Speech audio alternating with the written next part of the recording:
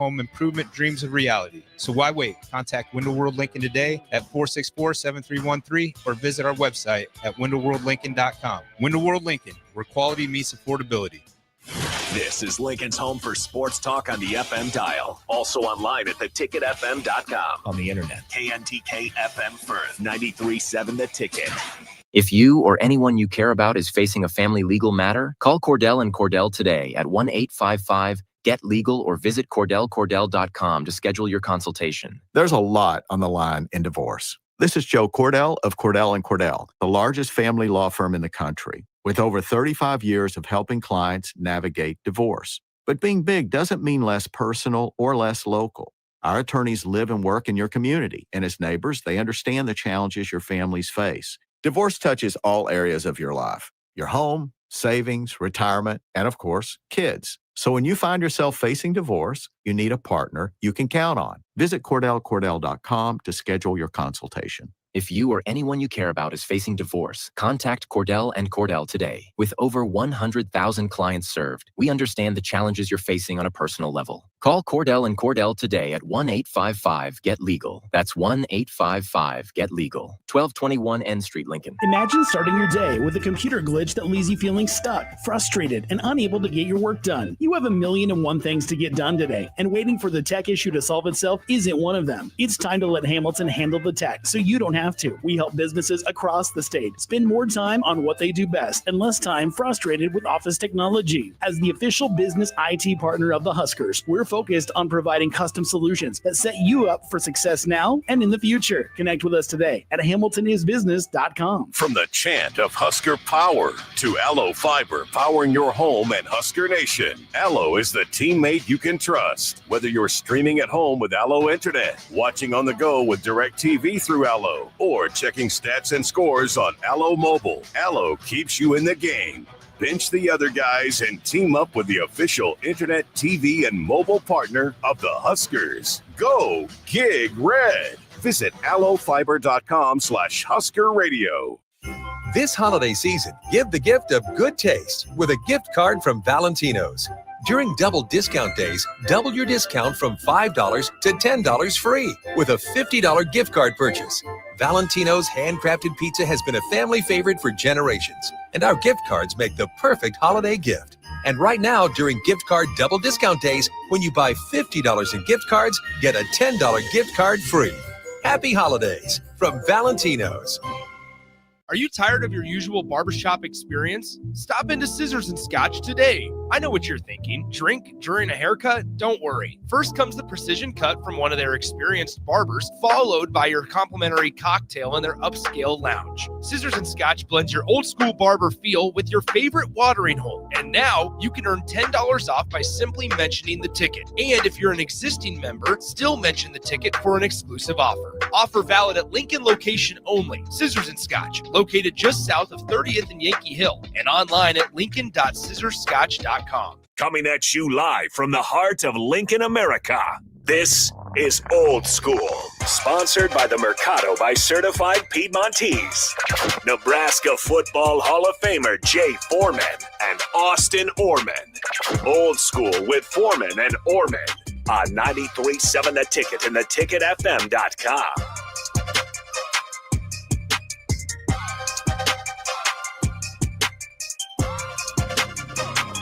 Here we go. We are off and rolling on a Monday, a victory Monday for Nebraska football. Huskers 28 and Bruins 21. Taking your thoughts, your comments, your questions all show long. This is Old School on 93.7 The Ticket, ticketfm.com, brought to you by the Mercado by Certified Piedmontese. I am Austin Orman. To my left, your right, if you're watching on any of our streams, it is Jay Foreman. Jay, a chilly weekend. Was the grill action hot, though?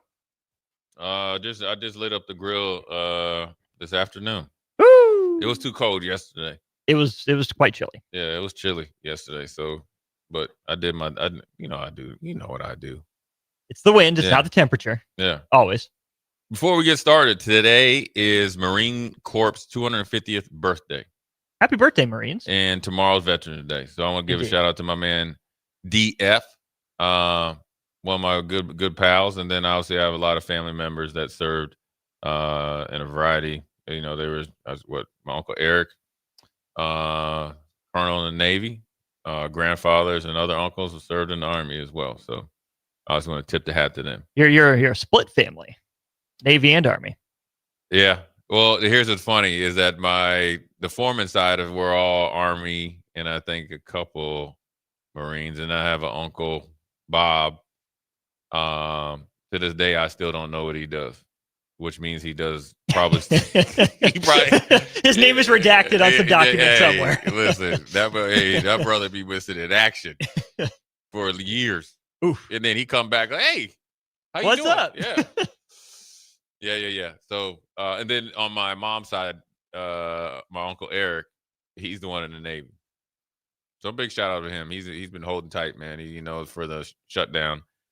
We've all tried to support him as much as possible. But anyways, just wanted to make sure that gave my my tip my hat to them. I would salute, but I think the tip of the cap is indeed more respectful. Or so. The head nod. Always. What's up? Is it the head down or the head up? Head up. Yeah. Oh, okay. Just making sure. Yeah. Just making sure. Some of them, when I'm in the airport, sometimes I try to do it to them. When you see them go, they be like, "What you doing, man?" Hey, man, it's all good. I appreciate you. Stop looking at me crazy. Yeah, we're good. It's all good. You know who was not missing in action on Saturday, Jay?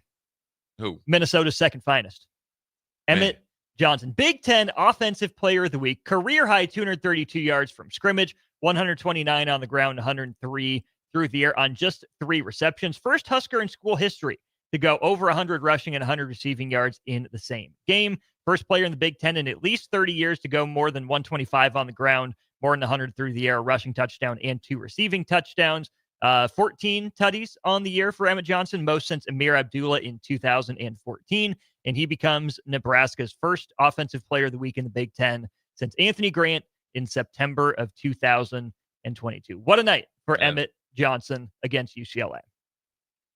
I mean, what can you say, man? You needed him to come up big and shoulder the load when you have a true freshman quarterback playing. And he's been their best player. He's been very consistent. He's seen to raise his level of play. Now, granted, it's a byproduct of the offensive line. You can't sit up there and say Emmett's running the ball well and not give the offensive line another, their credit for doing so.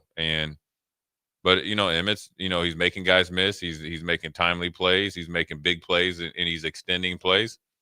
And it's the work that he's put in, the way he's had to go about his business, overlooked and underappreciated, which is probably what he thought at times. But I think that he just had to work while he waited, and it's all paying off for him. And it's great that he was getting he's getting the honors and all that stuff. And by no means do I compare him or say that he's the next coming, but. That's a Chuck Foreman-esque game. Woo! 100 and 100. Yeah. So he's representing Minnesota to the fullest, but he's representing himself and the Huskers even better. The aspect that stood out to me was the fact that he was just so consistent all night long. There were the questions going into the year. I raised some of them. How would he hold up as a Big Ten RB1? You thought in some ways, Nebraska has a passing offense, might make Emmett Johnson's life a little bit easier, a little bit simpler. If other teams have to spread the field out, can't load the box against him like we've seen teams be able to do against Nebraska in years past where the outside weapons weren't as much a threat. Well, not that Nebraska's outside guys weren't a threat in this game, but sure UCLA had the same thought as Husker fans and Husker, coaches. It's going to be a big Emmett Johnson game. And 28 carries. He averaged 4.6 yards per pop. His long was 13 yards. He didn't really ever get taken down for a loss of yards. UCLA only ends up with 2 tackles for loss for a combined 4 yards. It was full steam ahead for Emmett Johnson and that Nebraska football offensive line. And then, Jay, the fun stuff was the screen that he was able to house. I thought he was in the whole way. I was kind of surprised there was even a question about that. I thought he navigated the sideline really well. After a really nice one-handed kind of leaping grab, and then maybe the most beautiful play of the night to Husker fans' eyes was just how open he was coming out of the backfield on that little wheel route that he ran up the sideline. The broadcast broke it down a little bit in real time. Linebacker froze and then took a step the wrong way. Emmett Johnson was off to the races at that point.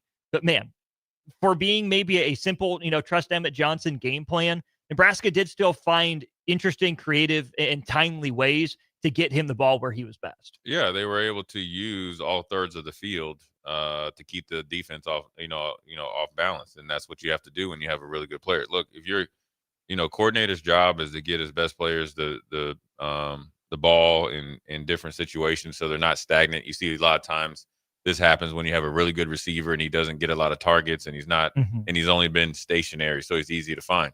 Whereas Emmett, they couldn't key on him and really get a good beat on what the rhythm of the offense and the offensive play calls were going to be. Number one, by the running game production and consistently staying with it, right, and being invested in the run game.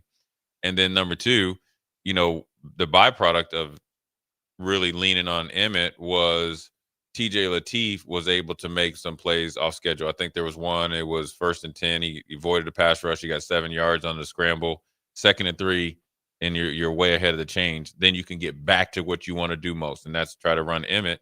Then you could hit him on some different little, passes and short passes, intermediate passes, which then it was allowing them to look for other guys. And obviously you didn't get a lot of, production there. You had 100 yards out of the 205, from Emmett. But then you're able to get Dane Key had 3 catches. Barney had 4. Hunter he had three catches as well. So you got, that's a plethora of guys where you got majority of the volume, right? So you got, 4, 3, and 3. That's 10 and 10 of your, receptions to your big time players. Now, it wasn't as explosive as you'd like, but for the first time out, that's what you liked because you got them the ball, allowed them to do their thing, but more importantly, you were able to really ride Emmett to the W. I mentioned this about a month ago now, a few weeks ago, that it felt like it was time for Nebraska to pare down who needed the ball. Now, the lack of Lindenmeyer is something, but he was still playing a crucial role in that game. He was on the field a lot. But when you look at the guys that touched the ball, it was the 31 combined touches for Emmett Johnson. Then you get 1 rush for 3 yards for Mosey and a sneak for a conversion for Heinrich Harburg that count, but you can kind of factor those out. But then only 4 guys touched the ball in the receiving game.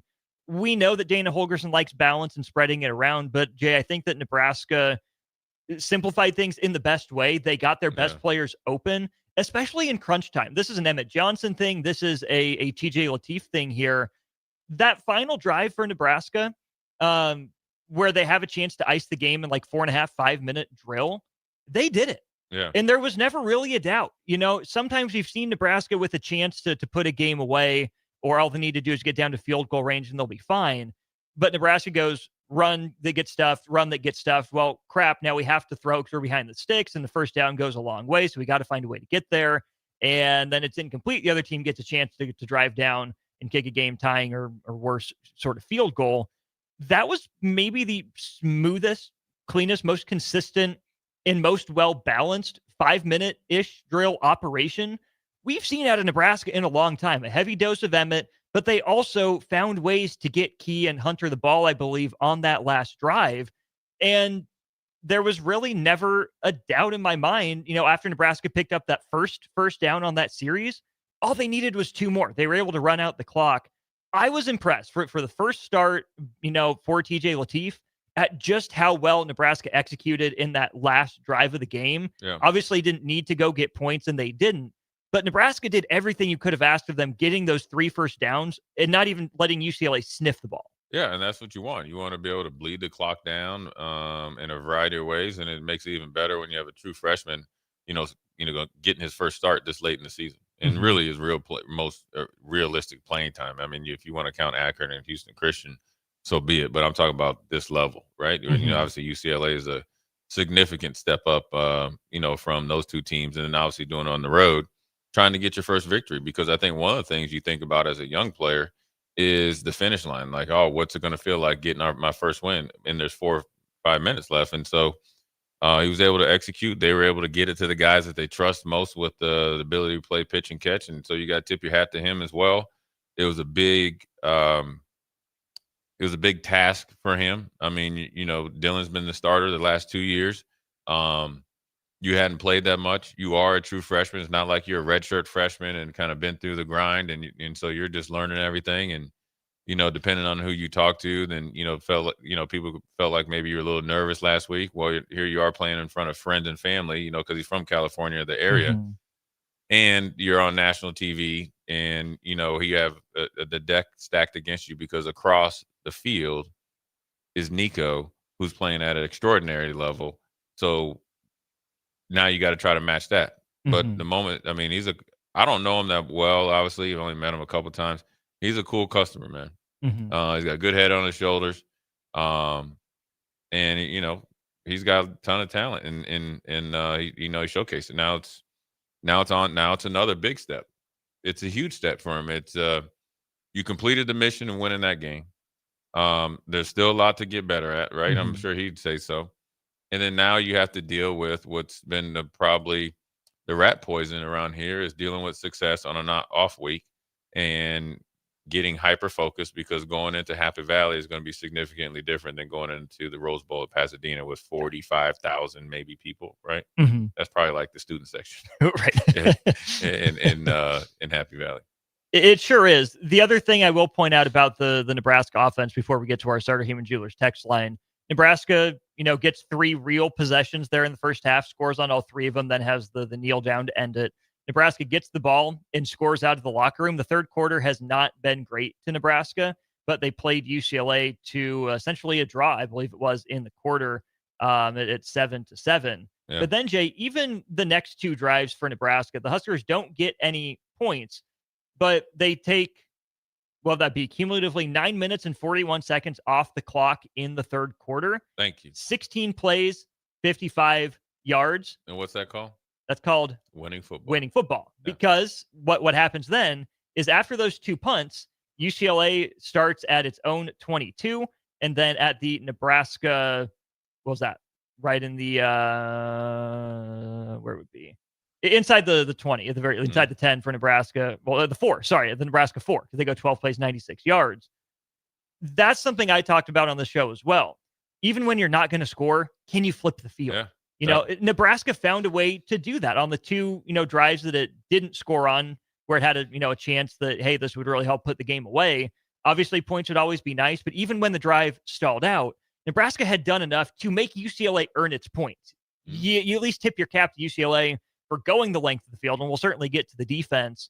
But 16 plays and then 9 minutes and 41 seconds off the clock in the third quarter when you have a 2+ possession lead, that's huge. Yeah. That's Big Ten West football. That's taking the air out of their sails. Now they still was able to kind of bum rush you and get back into the game, and very easily could have maybe tied it up if they would have got the ball back. But we talked about the week before against UCLA or USC. The first drive was really good. Then remember the next 3 drives were total, or maybe 2, with total of 2 minutes, right? Yeah. If it was 2 or 3, I know it was 2 drives for sure, maybe 3. That's where that middle, I call it the middle 12, is huge because, everybody, of course, you want to score on every drive, but when you're playing, competitive football and there's a lot of parity, the chances of doing that probably aren't very high, right? And, considering where we're at. And so, the ability to bleed the clock and put together, good offensive series that might not lead to points, it does later. You're laying deposits for later on, payoff. And one thing I want to say, Austin, before we get to it, Nebraska 5 of 8 on third down, 2 of 2 in the red zone. That's huge, right? I mean, the hardest thing for a quarterback, for any quarterback, is third down. And you only faced 8 of them. Sure, and sure, everybody say UCLA's defense is so, that's fine, and that's, you got to play who you got to play, right? More importantly, you look at, okay, how did he execute? How did they operate offensively, and then move on, right? You can't minimize what he's done, and you can't over exaggerate it either. You just got to deal with it. They were 5 of 8 on third down with a true freshman quarterback that had a lot of the deck stacked against him in his first start as a Husker. He didn't start game 1 where you had a month of 2-a-days or whatever to get ready. He probably had 4 or 5 practices. Now, granted, he's been around, but still, the way the offense was able to perform, and then more importantly, the biggest one, I think it was like only 2 or 3 penalties, right? Yeah, I believe it was 2 for 25 for Nebraska. I think there was the one hold on a kickoff return and then the hands to the face. Yeah. And that was it. Yeah, and I'll take a hands to the face if you're really trying to get to the quarterback, because that's accidental. Right. It's not a true egregious face mask or something. That's a bonehead type of penalty. So, onward, upward is something to build on, and they're in a good spot right now heading into Happy Valley in a couple of weeks. 7-3 into the bye week. We are heading into our Starter Heyman Jewelers text line, 402-464-5685. Brad says the line didn't look horrible. It was UCLA, but they didn't have to block for 15 minutes either.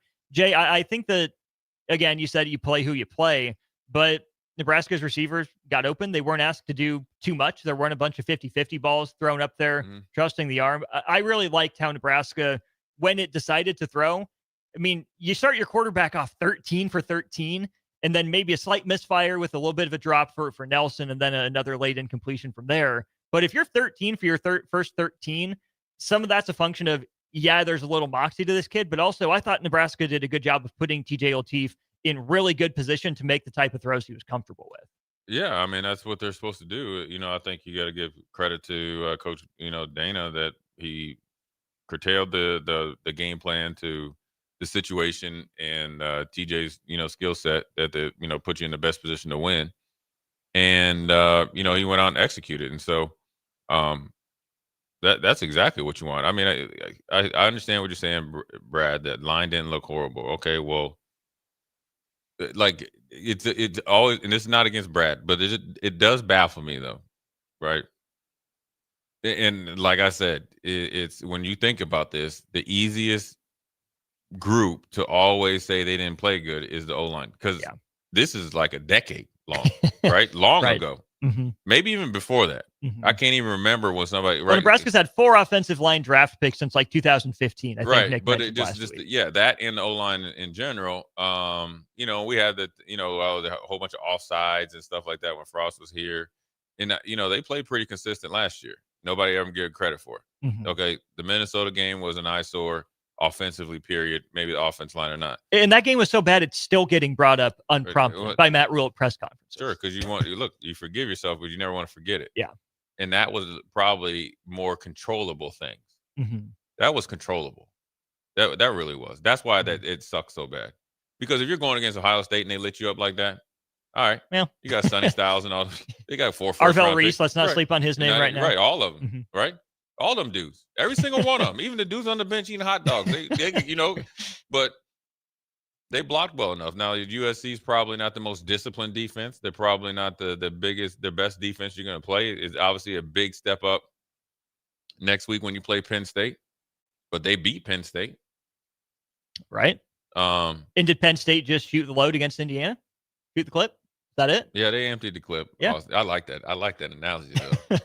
I like where your mind's at. Now, yeah, they did. And they might have, but they'll be inspired on senior day and all that, and they'll play hard. They got pride about themselves defensively, and the offensive line had to play better or play as well. They got to go out there and play. 1171. Can two things be true at the same time? Emmett Johnson had a great game, but should have expected it against a bottom 3 defense in the Big Ten. Yes, and yes, those things can both be true. 1508. Once Nebraska gets a lead, Jay, do they play not to lose, or do you see them going for the kill? I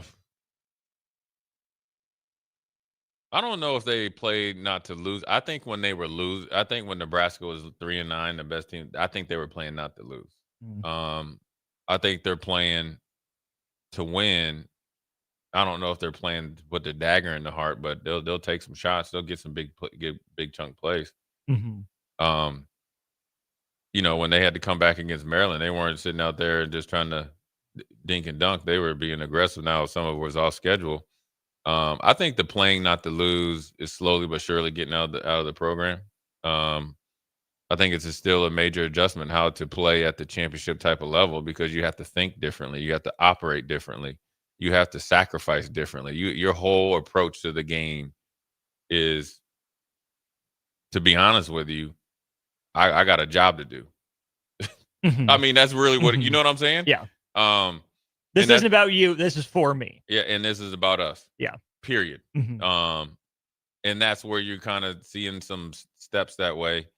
I don't think Dana's going to call plays not to be aggressive. I think some of that too comes from Nebraska getting up 28-7 early in the third quarter and then not scoring. I think on the one hand, you credit UCLA for making that play on the swing pass that went for 40 and the touchdown. Okay, they beat you. They got on the perimeter with their guy and Greengrass ahead of him. You didn't make a play, so be it. You move on. then you had your chances to get off the field late in the game, but you give up that 12-play, 96-yard drive. But you can't tell me Nebraska was playing not to lose when they were as aggressive as they were. They didn't just go run, to ice the game out. They put the ball in TJ Lateef's hands. They spread it around to their playmakers. They were conservative. You didn't want to take chances with a one-possession lead and time on your side, but they also weren't passive. No, UCLA is not a great defense, but we've seen units like that play well against Nebraska, especially with an extra week to game plan. You can say, sure, a new starter, what film did they have? That's fine. And I think that's, a legitimate counterpoint. But Nebraska, put itself in position defensively to put the dagger in the heart. Problem is they were just one play away. Yeah, you play to win. This is a very, team that's trying to mature after the heartbreak of USC. Obviously, when you get up 28-7, it kind of just popped in my head. It reminded me of like when we got up, 28-3 against Colorado, 21-3, whatever it was. Well, it's 28-0 at half. 28-0, yeah. And then we got beat 10-0 in the second half. Mm-hmm. But you're able to, kind of get to the finish line. It kind of felt like last year's UCLA game, but in reverse. Yeah. I mean, there's all different types of, comparisons. And, the UCLA, turned it up a little bit. Nico started giving us problems. They hit a couple plays. The more times that they get to, kind of take a swing at it, they're going to get a couple hits. And, that's probably the next step they need to get to is learn how to extend the lead or have that extra 5-minute drive like we talked about the one before that kind of really nullifies them to get that last touchdown for them where it's just over. That's just a part of the process and where they're at right now. It's just where they're at. They got to continue to get better. You can get better during the season. You can find your way. I think this is a huge week for them. However many times they practice, it's a huge week for everybody as far as locking in because you got a big challenge ahead of you. If you hadn't seen, Penn State is going to compete, and they found something in like this last two Ohio State in this game to throw the ball efficiently down the field. Yeah, they've expanded the playbook all of a sudden. So it lets me know they're playing with nothing to lose. Because what's another loss to them? At this point, nothing. Nothing. So then you're playing a dangerous team. Very dangerous team. They want payoff. They're kind of like the Jets. Remember how the Jets were getting close? Now, granted, I don't think the Jets came in and thought they were going to make the playoffs, but the Jets were real close, right? Real close. And they would lose at the end. They were competing with teams. And then now look at them. From the Tampa Bay Buccaneers, kind of like they had the game, and then the Tampa Bay came back to beat them, and they beat the dog tar out of the Cleveland Browns. Now it's the Cleveland Browns, but they beat the brakes off of them. They embarrassed Cleveland. You know what I'm saying? Yeah. So that's why Penn State is dangerous, and they're playing their last home game, I think. So they're going to try to put on their best effort. Indeed, they will. Thomas and Lincoln, we will touch on the defense and your NFL thoughts coming up here, and. Jakey. He had to do it. He had to do it. Hey, I'm gonna give him credit. They beat the brakes off of my Buffalo Bills, and Buffalo needs to get it together. They do, but if they don't, it's more benefit to your AFC leading Indianapolis Colts, baby. We'll talk more about that as the week goes on, I'm sure. More NFL news, plenty more to come. Also, a recruiting update with Brian Munson of Husker Online. He's coming up next. You're listening to Old School with Jay Foreman and Austin Orman. Download the mobile app and listen wherever you are on 93.7 The Ticket and theticketfm.com. Are you ready for a new opportunity? Check out Sandhills Global. Join a dynamic team where your skills are valued and your career can soar. We offer full-time positions with a 4.5-day work week, competitive pay, excellent benefits, and a positive work environment. From IT and marketing to sales and finance, we're looking for talented individuals like you. Apply today at sandhills.jobs and take the first step towards an exciting future. That's sandhills.jobs. Don't wait. Apply now. Come watch the Lincoln Stars on Saturday, November 15th as the Sioux Falls Stampede come to town. It's flyaway night as the Stars are giving away 2 round-trip flights to Orlando courtesy of the Lincoln Airport. Every ticket is a registration, and you must be present at the game to win when the prize is drawn in the third period. There's no Husker volleyball or football game that night, so pack the icebox on Saturday, November 15th against the Sioux Falls Stampede for Flyaway Night. Are you familiar with everything the Lincoln Children's Museum offers? Camps, field trips, and game day playdates are just a few of the extraordinary programs provided by the Lincoln Children's Museum. When you spend a day with your family at the Lincoln Children's Museum, your child's mind can explore while enjoying the many interactive exhibits they have, while keeping admission prices extremely affordable. Stop by the Lincoln Children's Museum today in downtown Lincoln, or visit them online for more information at lincolnchildrensmuseum.org. When it comes to concrete, Stevens & Smith Construction doesn't stall. They go for the takedown. As Nebraska's full-service concrete contractor, they stay in bounds, hold inside position, and never forfeit quality. Whether it's foundations, flatwork, or concrete coatings, they elevate performance and pin down results that win every time. Stevens & Smith Construction is a proud sponsor of Takedown Tuesdays on 93.7 The Ticket. Because when it's time to wrestle with concrete, Stevens & Smith Construction slams expectations. Mike, I've been thinking, our house could really use a makeover. How about new siding? I've been thinking the same thing. Have you heard of James Hardy? Yes! Sarah down the street had Roofing Service Company install James Hardy siding on their home, and they love it. Roofing Service Company does have great reviews. They took her through the design process and made everything super easy. Roofing Service Company offers expert design and installation. Couple that with James Hardy's durable products and variety of colors, you and your family will love your exterior remodel. Just visit roofingservicecompany.com. That's roofingservicecompany.com. A lot of businesses say they're family focused, but when tough situations in life arise, the business wants anything but your best interests. James Enterprise Incorporated is hiring, and they will always treat their employees like family, just as they do their customers. James Enterprise Incorporated is hiring Class A and B CDL drivers, a shop tech, and a diesel mechanic.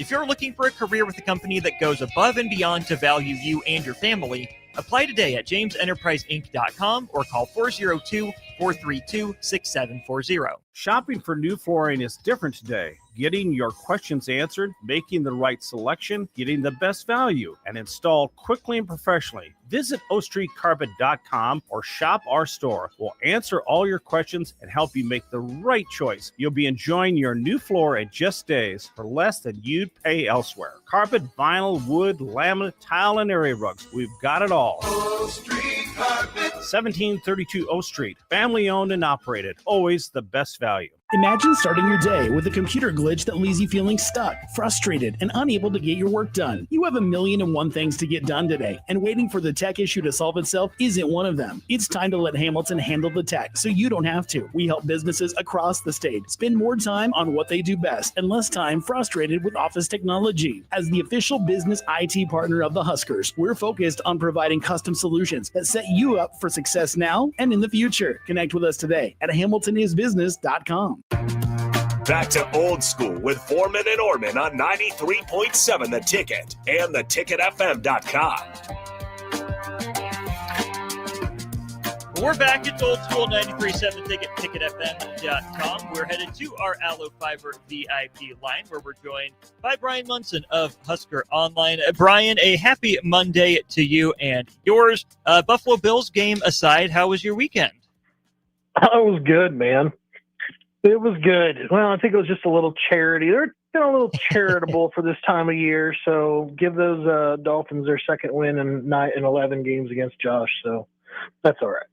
Well, Brian, it's a big win for Nebraska football as they get to win number 7. The Bills will get there soon. Obviously, more chances, and you trust the Bills at a higher level. Anyways, into a bye week for Nebraska, which means recruiting is going to pick up again. Matt Rule said Nebraska has about 6 days it can use on the road remaining, and they plan to do that here over the handful of days they have on their bye week before they really dive into Penn State and a little bit of a look ahead to Iowa. Matt Rule said 2026s and 2027s were a priority. How would you anticipate Nebraska using its days on the road here to go recruit over the bye week? Well, you got to start with 2026. I mean, Nebraska had just offered another Florida State defensive lineman, Tico Crittenden, and you're only dealing with one more weekend to bring visitors in for a home game.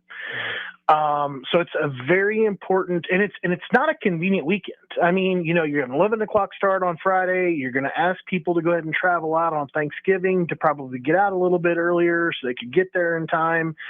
So it's a little tricky. It's not a great sell for Nebraska this last weekend, but they're short some dudes. I mean, I think you're talking about a defensive lineman. I think you might be talking about an edge linebacker.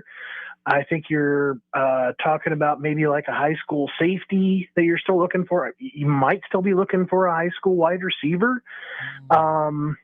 And then I think after that, 2027s are interesting. Although I think Nebraska's in a tremendous spot when it comes to 2027s based on, the USC weekend, the Michigan weekend, all the other weekends that we've gone back and we've talked about them. Nebraska's had tremendous success in what basically has happened those weekends. All the recruits have been blown away. It's going to be very interesting to start seeing these guys start coming back to Nebraska, in the January, February months into the spring. But yeah, I think that they have to get focused on 2026 because they've got to have a very short list of guys that they're very interested in.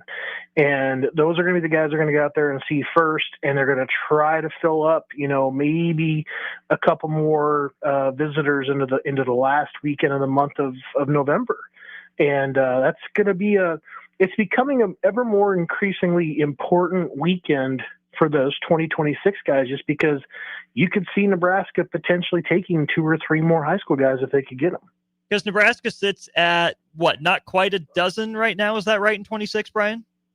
I believe it's right at 11. I don't have the number here in front of me. I'm so sorry. Yes, no, it just loaded. Husker Online did just load. It is 11 commits for Nebraska, so 15 probably too many to expect. So probably about a baker's dozen, you would guess. I think 15 is too many. The reason why I say that, and I backed off of this a little bit, and I think you could get to 15 if you decided that you're going to take a high school long snapper, and that's in kind of a specialist, situation. You might get to 15, whether it's kicker, whether it's long snapper. But I think Nebraska's got to be very, very careful because they're going to be an active participant in the portal. And I think you're really trying to deem now, what this roster is going to look like, in the spring and what you're kind of looking for when you get done through December, ideally what that roster situation is going to look like. December's going to be very, very quiet. Besides signing day, we're not going to be talking about anything. I mean, you and I were talking about guys, I think, probably over Christmas dinner, and all of a sudden this year, it's going to be very quiet. Once you get past National Signing Day, you're going to get, again, that portal time in January, but you're not going to have that going on in December. I think it's fabulous for that reason because I think it just kind of slows things down, kind of gives everybody a chance to get refocused. But, I mean, I think if Nebraska determines they can't get a high school guy or they need a more of an immediate impact guy, they may roll high school players or those numbers into the portal bucket and determine that they're just going to go ahead and grab a portal guy. Because portal guys, I mean, they could be looking at a tackle or two. You could even – I think that Nebraska's probably going to feel the need to go ahead and get an interior guy. Depending on what Emmett Johnson does, you're looking for at least one running back. I think they're probably going to go in wide receiver or 2, and then you move over to the defensive side of the football. And I think also – you could use a 1-year dynamic tight end. And then you start talking about defensive linemen. The situation, of course, that's happened this year where you need to get more stout against the run. 3 down linemen, you need to go ahead and take basically 3, 4, 5 of those guys on with 3 guys. So that's a big deal, and then looking for kind of that really active jack linebacker as well. So they're going to have some hefty numbers in the portal.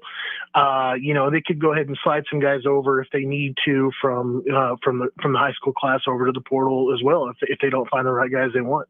As we look ahead to early signing day, now less than a month to go, who are some of the names in the 2026 class that maybe Nebraska doesn't have in the fold yet that are some of those interesting names to monitor as we come down the last 3.5, 4 weeks to see if they become Huskers or not? Yeah, I mean, you got to start with Tico Crittenden because it's the latest 2026 offer. Georgia guy, defensive lineman, and it makes total sense for Nebraska to kind of be thinking about that. Tico's been very quiet, other than kind of putting up the offer, on his social media. He hasn't really been talking too much about anything else. So I think that Tico is a guy that you're going to pay close attention to.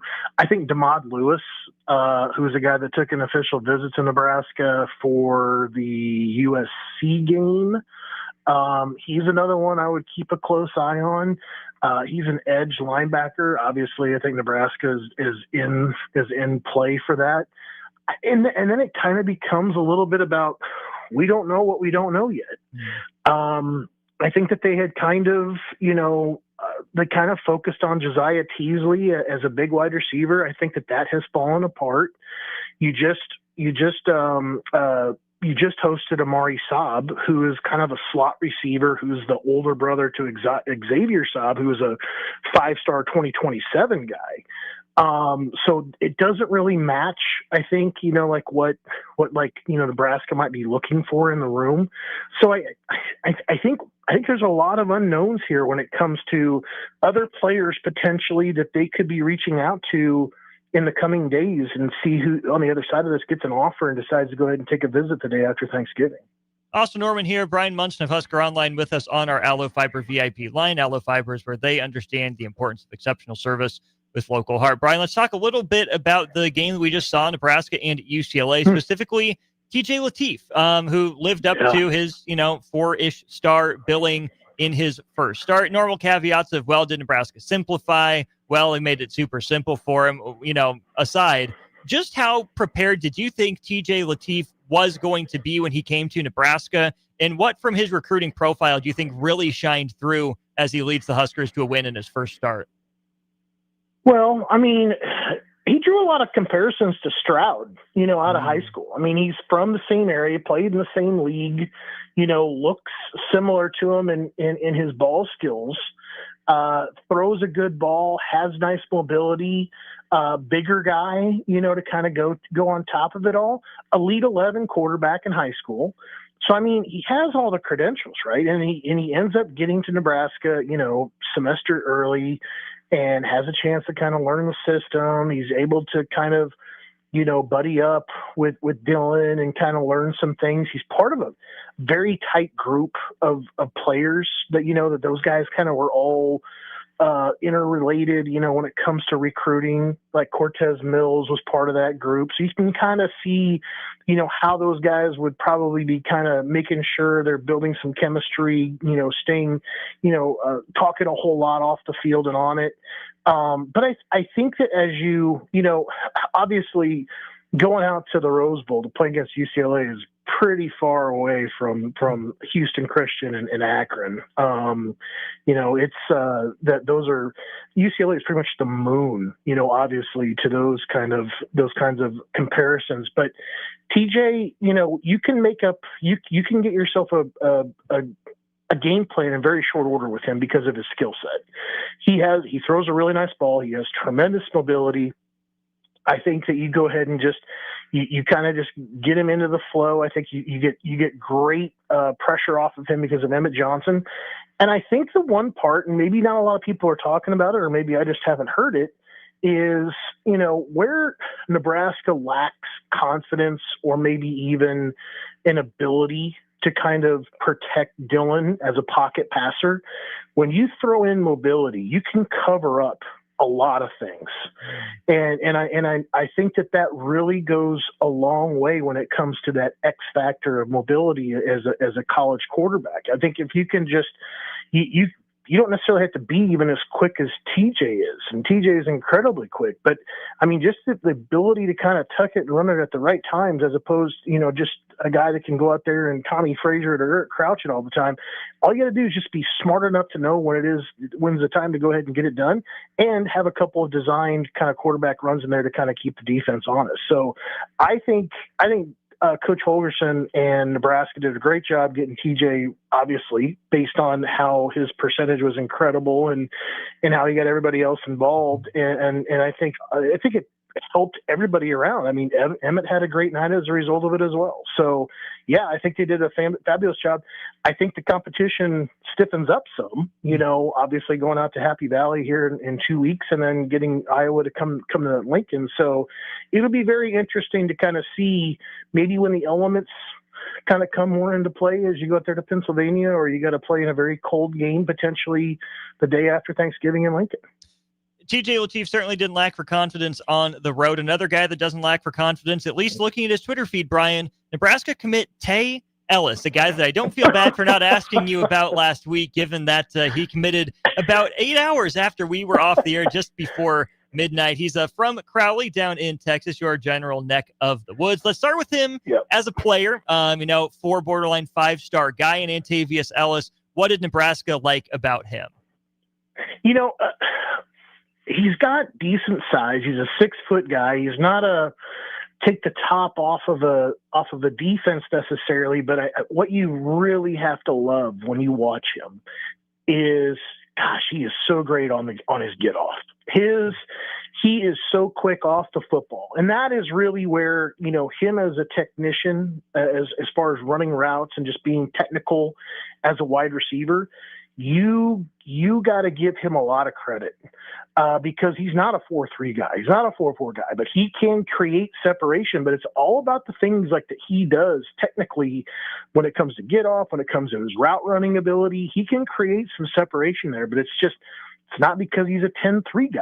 It's other things that he's able to do. And he's not a 6'4" long dude, but he can go up and get the football. He's very capable as a 50-50 wide receiver as well. I mean, he's shifty, he's technical, he's got great vision. He has an amazing relationship with Trey Taylor. I think Nebraska fans love Trey Taylor because Trey Taylor is very approachable. He's almost, he's got this peer recruiting thing down to a science. He had a tremendous junior year, obviously. Where they're going to love Tay is because, he's got a little bit of that brashness to him, obviously, from listening and watching, what he was saying over social media, kind of teasing the Iowa fans a little bit. And Colorado. I think that, and Colorado fans, why not? Just go ahead and take shots at all the guys in black and gold. That works. So, no, I think fans are going to really, really like him because I think he kind of speaks his mind. And I think that you need a little bit of that flair at that position. Is when you want arrogance, a little bit of cockiness, if it's at the wide receiver spot, I think that's totally acceptable when you're a ball coach.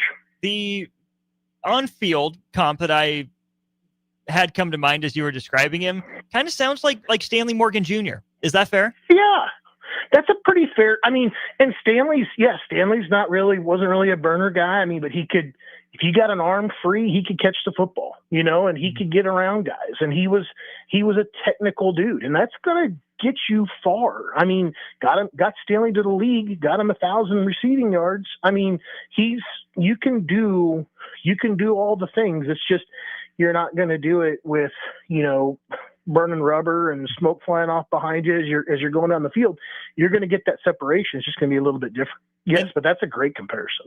And then off the field, you mentioned the brashness and the confidence. Brian, how do you think Nebraska has done in Matt Rule's tenure of finding that killer edge, right? We know there's a fine line between talking too much trash, where it's respectful within the bounds of, just having fun as competitors, and then where it crosses the line. We know that this is a program in Matt Rule and a fan base in Nebraska that would rather see you do something than hear you say something.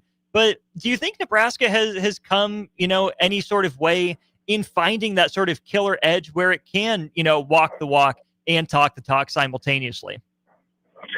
I think they needed a little bit more and could use a little bit more emotion on the field. Football is a very emotional football game. It's an emotional game, period. You get into the huddle, you're talking smack with your teammates about what you did on the play before or the play you got coming up, and looking to try to finish every single play and do something great. and do your job. But I think having those emotional guys on the football field is a bit of a rallying cry every single time. And I think it pumps up the fans, obviously, too. I mean, I think everybody's very excited when those guys take the field and do their thing out there on the, to whether it's, hitting somebody or making a big catch. So I do feel like there's a bit of a need for a little more juice is how I would kind of put it. And guys like Tay, guys like Trey, I think they play passionately. And I think that's a great thing when it comes to that offense and when it comes to playing ball in Nebraska. I think a little bit of more of that is warranted. There you have it. That's a recruiting update from Brian Munson of Husker Online, joining us on our Allo Fiber VIP line. Brian, as always, appreciate the time. We appreciate the insight. Excited to catch up in a week and see what kind of ground Nebraska made up. Thanks, as always, for joining us here on the show. Sounds good, buddy. See ya. Once again, that's Brian Munson of Husker Online, on Twitter at Brian Munson _. And, of course, check out his work, HuskerOnline.com. We'll go to break. We'll wrap up hour one of Old School. Talk plenty more about Nebraska football's win over UCLA. TJ Lateef balls out as a freshman. The defense still has not allowed 400 yards in a game. Is that an accomplishment, or is that trying too hard to shoehorn in a unit that clearly has some holes? We'll talk about that and more all ahead in hour two of Old School. Watch Old School live on Facebook, YouTube, or Twitch. Old School with Foreman and Orman on 93.7 The Ticket and theticketfm.com. Sometimes good people make mistakes. When you find yourself in need of an attorney, call Liberty Law Group. The attorneys at Liberty Law Group will defend you in court and protect your freedom to get you the best possible outcome and the justice you deserve. Trust your freedom to Liberty Law Group, the best criminal attorneys in Nebraska and Iowa. Call them today at 877-404-5238. That's 877-404-5238.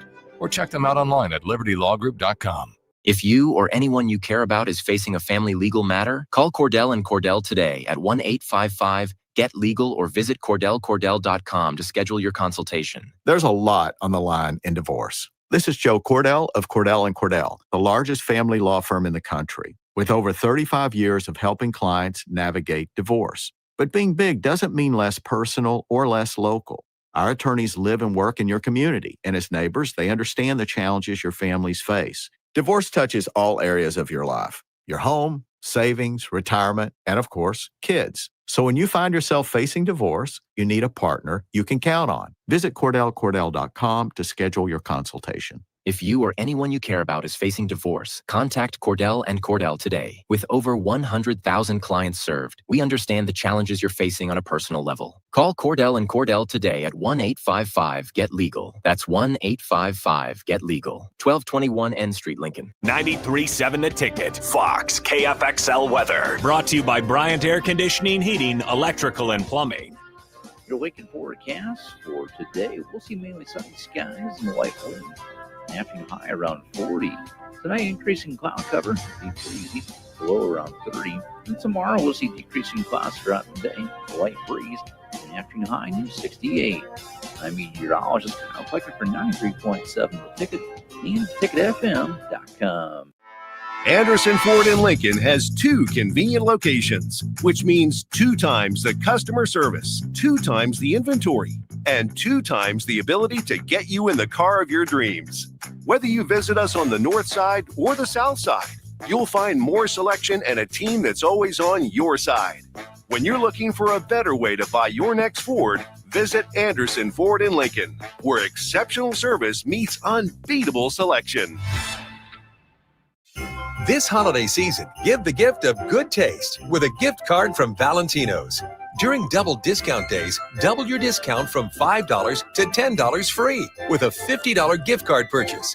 Valentino's handcrafted pizza has been a family favorite for generations, and our gift cards make the perfect holiday gift. And right now, during gift card double discount days, when you buy $50 in gift cards, get a $10 gift card free.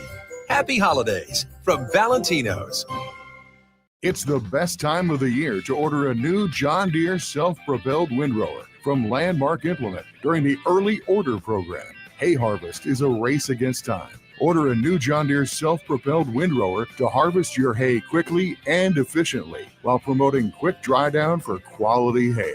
Now is the time to lock in the best price of the year. Contact your local Landmark location for full details on a new self-propelled windrower and experience the Landmark difference.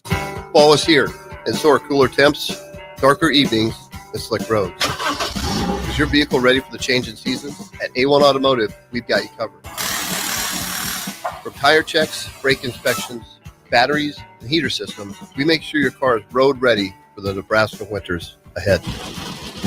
Don't wait until the first frost. Schedule your fall car care checkup today and drive with confidence all season long.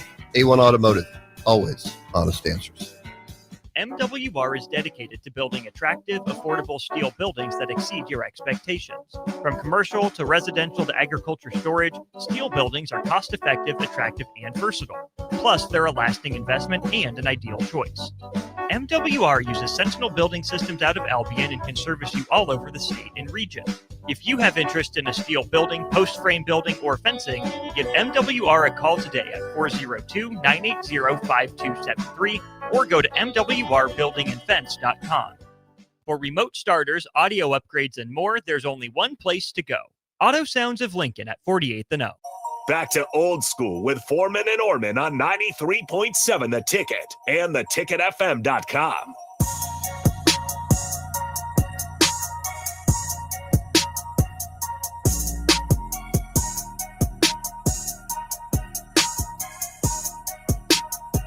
Welcome back into this Old School. Austin Orman, Jay Foreman with you, brought to you by the Mercado by Certified Piedmontese. Really short one here, Jay. A fantastic day on Saturday across Husker Nation. Obviously, the football win has captivated most people. Had some volleyball postgame after volleyball swept a top 25 Minnesota team, and both basketball teams ended up winning. The Nebraska men take down Florida International, and the women take down Stanford. This will help set the stage a little bit for our next discussion. Obviously, think about Nebraska volleyball. It's the depth, how they go pretty much too deep or more at every position. Women's basketball has their system, their identity put in place. But then on Saturday, it was the freshmen, I think, in a lot of ways that led the attention and the storylines for football and men's basketball. Obviously, TJ Lateef, but darned if Braden Frager didn't do it again for the men's basketball team. Yeah, he's getting an opportunity, and this is also more importantly, you're getting that confidence too, where you're able to go out and play major, college basketball, and obviously being redshirted, your games are in practice. And Fred had talked about him at times, I think last year, that they maybe were thinking about pulling his red shirt, and obviously I think for the betterment of him, they didn't. And he's able to, come out and hit some threes, and he's able to get some clear looks and do some other things. And I think the more guys that they have like that, and I think this is the biggest difference, this team versus previous teams. Probably not as athletic, as other teams. Their head coach would admit as much as he has. Right. But that's also, but I think probably a little bit more heady, being able to play in the half court and run different sets, and then also being able to truly stretch the defenses or defensive schemes that they might see, which allow other guys to get easier buckets. So just kind of you give a little and hopefully you get a lot, right? And they're going to be heavy on the three-point shots. They got to do a really good job of spacing in order to do so, because when you get in the Big Ten, you're not going to have these type of opportunities as far as getting shots, but you got to give them credit. And obviously Braden Frager is one of them, being a local Lincoln kid. And it is a newsflash. They do have good basketball players here in Lincoln or in Nebraska, excuse me. That can play on a national level. We got other guys going other places, but Braden Frager is able to do some things right now. We'll talk some more about those two freshmen, specifically TJ Lateef and Braden Frager. What do they bring? How have they been able to be successful? And more of your thoughts on our Starter Heyman Jewelers text line as we roll into hour 2 of Old School. You're listening to Old School with Jay Foreman and Austin Orman. Download the mobile app and listen wherever you are on 93.7 The Ticket and theticketfm.com. All right, Lincoln, if you're a diesel technician who's ready to earn up to $40 an hour and you're tired of working nights and weekends, listen up. Inland Truck Parts and Service is hiring experienced diesel technicians right here in Lincoln, and they're offering what every hardworking tech wants. Monday through Friday hours, no nights, no weekends, and paid training on advanced diesel technology. With 37 locations across 12 states, career advancement opportunities are endless. Start building towards your future and apply today at inlandtruck.com. That's inlandtruck.com. Or text APPLY to 785-369-1320. If you or anyone you care about is facing a family legal matter, call Cordell and Cordell today at 1-855-GET-LEGAL or visit CordellCordell.com to schedule your consultation. There's a lot on the line in divorce. This is Joe Cordell of Cordell & Cordell, the largest family law firm in the country, with over 35 years of helping clients navigate divorce. But being big doesn't mean less personal or less local. Our attorneys live and work in your community, and as neighbors, they understand the challenges your families face. Divorce touches all areas of your life: your home, savings, retirement, and of course, kids. So when you find yourself facing divorce, you need a partner you can count on. Visit CordellCordell.com to schedule your consultation. If you or anyone you care about is facing divorce, contact Cordell and Cordell today. With over 100,000 clients served, we understand the challenges you're facing on a personal level. Call Cordell and Cordell today at 1-855-GET-LEGAL. That's 1-855-GET-LEGAL. 1221 N Street, Lincoln. This is Lincoln's home for sports talk on the FM dial. Also online at theticketfm.com. On the internet. KNTK FM Firth, 93.7 The Ticket. I'm Kirk Herbstreit, and today I'm eating Raising Cane's. Herbstreit's in the drive-thru again. Oh, hey, Kirk. What can I get you today? I want a solid bench of 4 chicken fingers that are real difference makers. Sprinkle-cut fries with dynamic ridge patterns, Texas toast, and cane sauce with an air of smugness that comes from knowing you're the best. Now back to you, Todd. So the usual. Make Raising Cane's part of your game day lineup. One love. Tired of asking what's for dinner? Nourished for Life has got you covered. At Nourished, they're a local meal prep company that delivers fresh, chef-crafted, healthy meals straight to your door. Made from wholesome ingredients and ready when you are. No shopping, no chopping. Just heat, eat, and enjoy every night of the week. Fuel your busy days with balanced meals that are designed to keep you satisfied and energized. Visit nourishedforlife.co to purchase meals and taste the convenience of home-cooked comfort without the hassle. Are you familiar with everything the Lincoln Children's Museum offers? Camps, field trips, and game day playdates are just a few of the extraordinary programs provided by the Lincoln Children's Museum. When you spend a day with your family at the Lincoln Children's Museum, your child's mind can explore while enjoying the many interactive exhibits they have, while keeping admission prices extremely affordable. Stop by the Lincoln Children's Museum today in downtown Lincoln, or visit them online for more information at lincolnchildrensmuseum.org.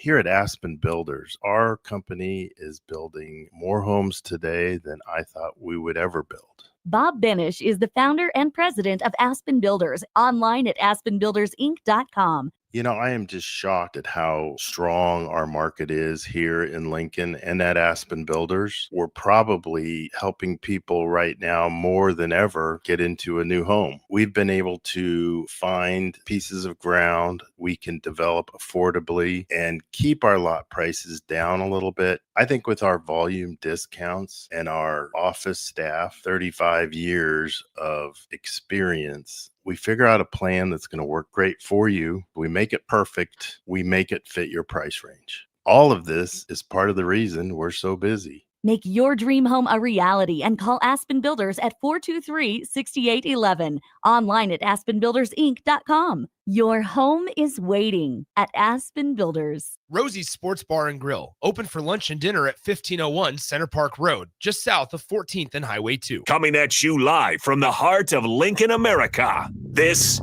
is Old School, sponsored by the Mercado by Certified Piedmontese. Nebraska Football Hall of Famer Jay Foreman and Austin Orman. Old School with Foreman and Orman on 93.7 The Ticket and theticketfm.com.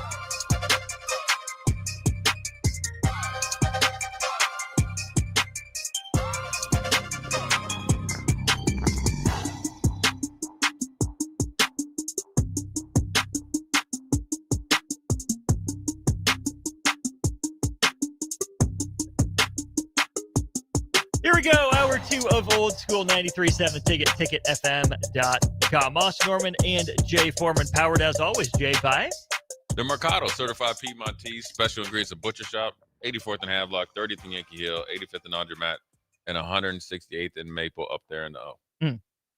Shout out. Every type of meat, every type of cut, even in the winter, even when it's 30-something degrees. Especially in the winter. Especially. Don't forget about them. True grill master doesn't matter. Doesn't matter what. As long as I've grilled in the snow just to say I did it. Here in Nebraska, or was that up in Nebraska? Or here, and in Minnesota. Any snow grilling in Buffalo? No, there's too much snow. You snowed in Buffalo.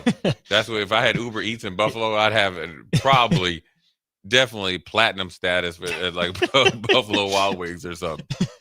You'd have to tip really well up there as well. Yeah. If you're snowed in and they're still driving around, shout out to our Uber drivers that help us live our lives of comfort. Jay, we talked a little bit about the freshmen for Nebraska and TJ Lateef and Braden Frager.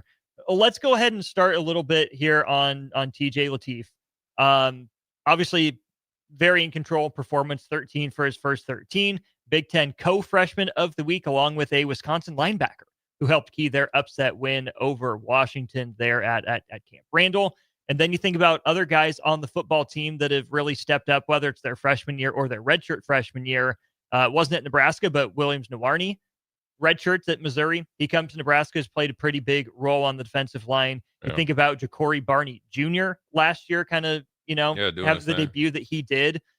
It felt like it had been a while since Nebraska had those impact freshman performances. Even throw Dylan Raiola in there, but we've talked a lot about him.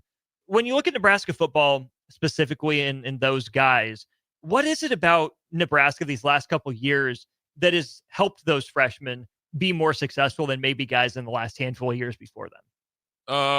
Well, number one, I think when you're recruiting players, you got to play them early. They're with the 4 games, so you're going to play them, and if guys are better and show that they physically and mentally can handle it, you got to put them on the field. And then when you hadn't been winning, you don't have the depth of players and waiting. And so you're able to come in and earn some spots, and that's got to be part of the selling point with the opportunity to get on the field if you're able to, handle or, check all the boxes. And, there's 2 ways of thinking. You want to hold guys or, red shirt, that's not going to happen anymore, sit around for 2 or 3 years. And then, especially at skill positions and stuff like that. Heck, if you haven't cracked the starting lineup or been a, true rotational player in 3 years, they're ready to ship you out of town. So, I think it's more circumstances, but then also they're getting some guys that, they've been hitting on. I think Ja'Cory Barney hits what you need in the slot, right? And we needed, return game. And so he's filled that, rather easily. And then, you have a guy like Guthrie, who comes out, I think a true freshman, is able to kind of walk and chew gum and, be steady force back there. You play him. You had Dawson Merritt, even though he's banged up right now. Slowly but surely getting into it, and was, and also they've all been very active on special teams. So that's where they really kind of made their, secured their spot in the 2 deep, and then they've been able to play or start in some cases. I think the comparison here for football to basketball and where they're very similar is that I don't know if TJ Lateef and Braden Frager are the same guy, the same kind of spark, but I can tell you that they bring something different to the table than the guys that are on the field ahead of them.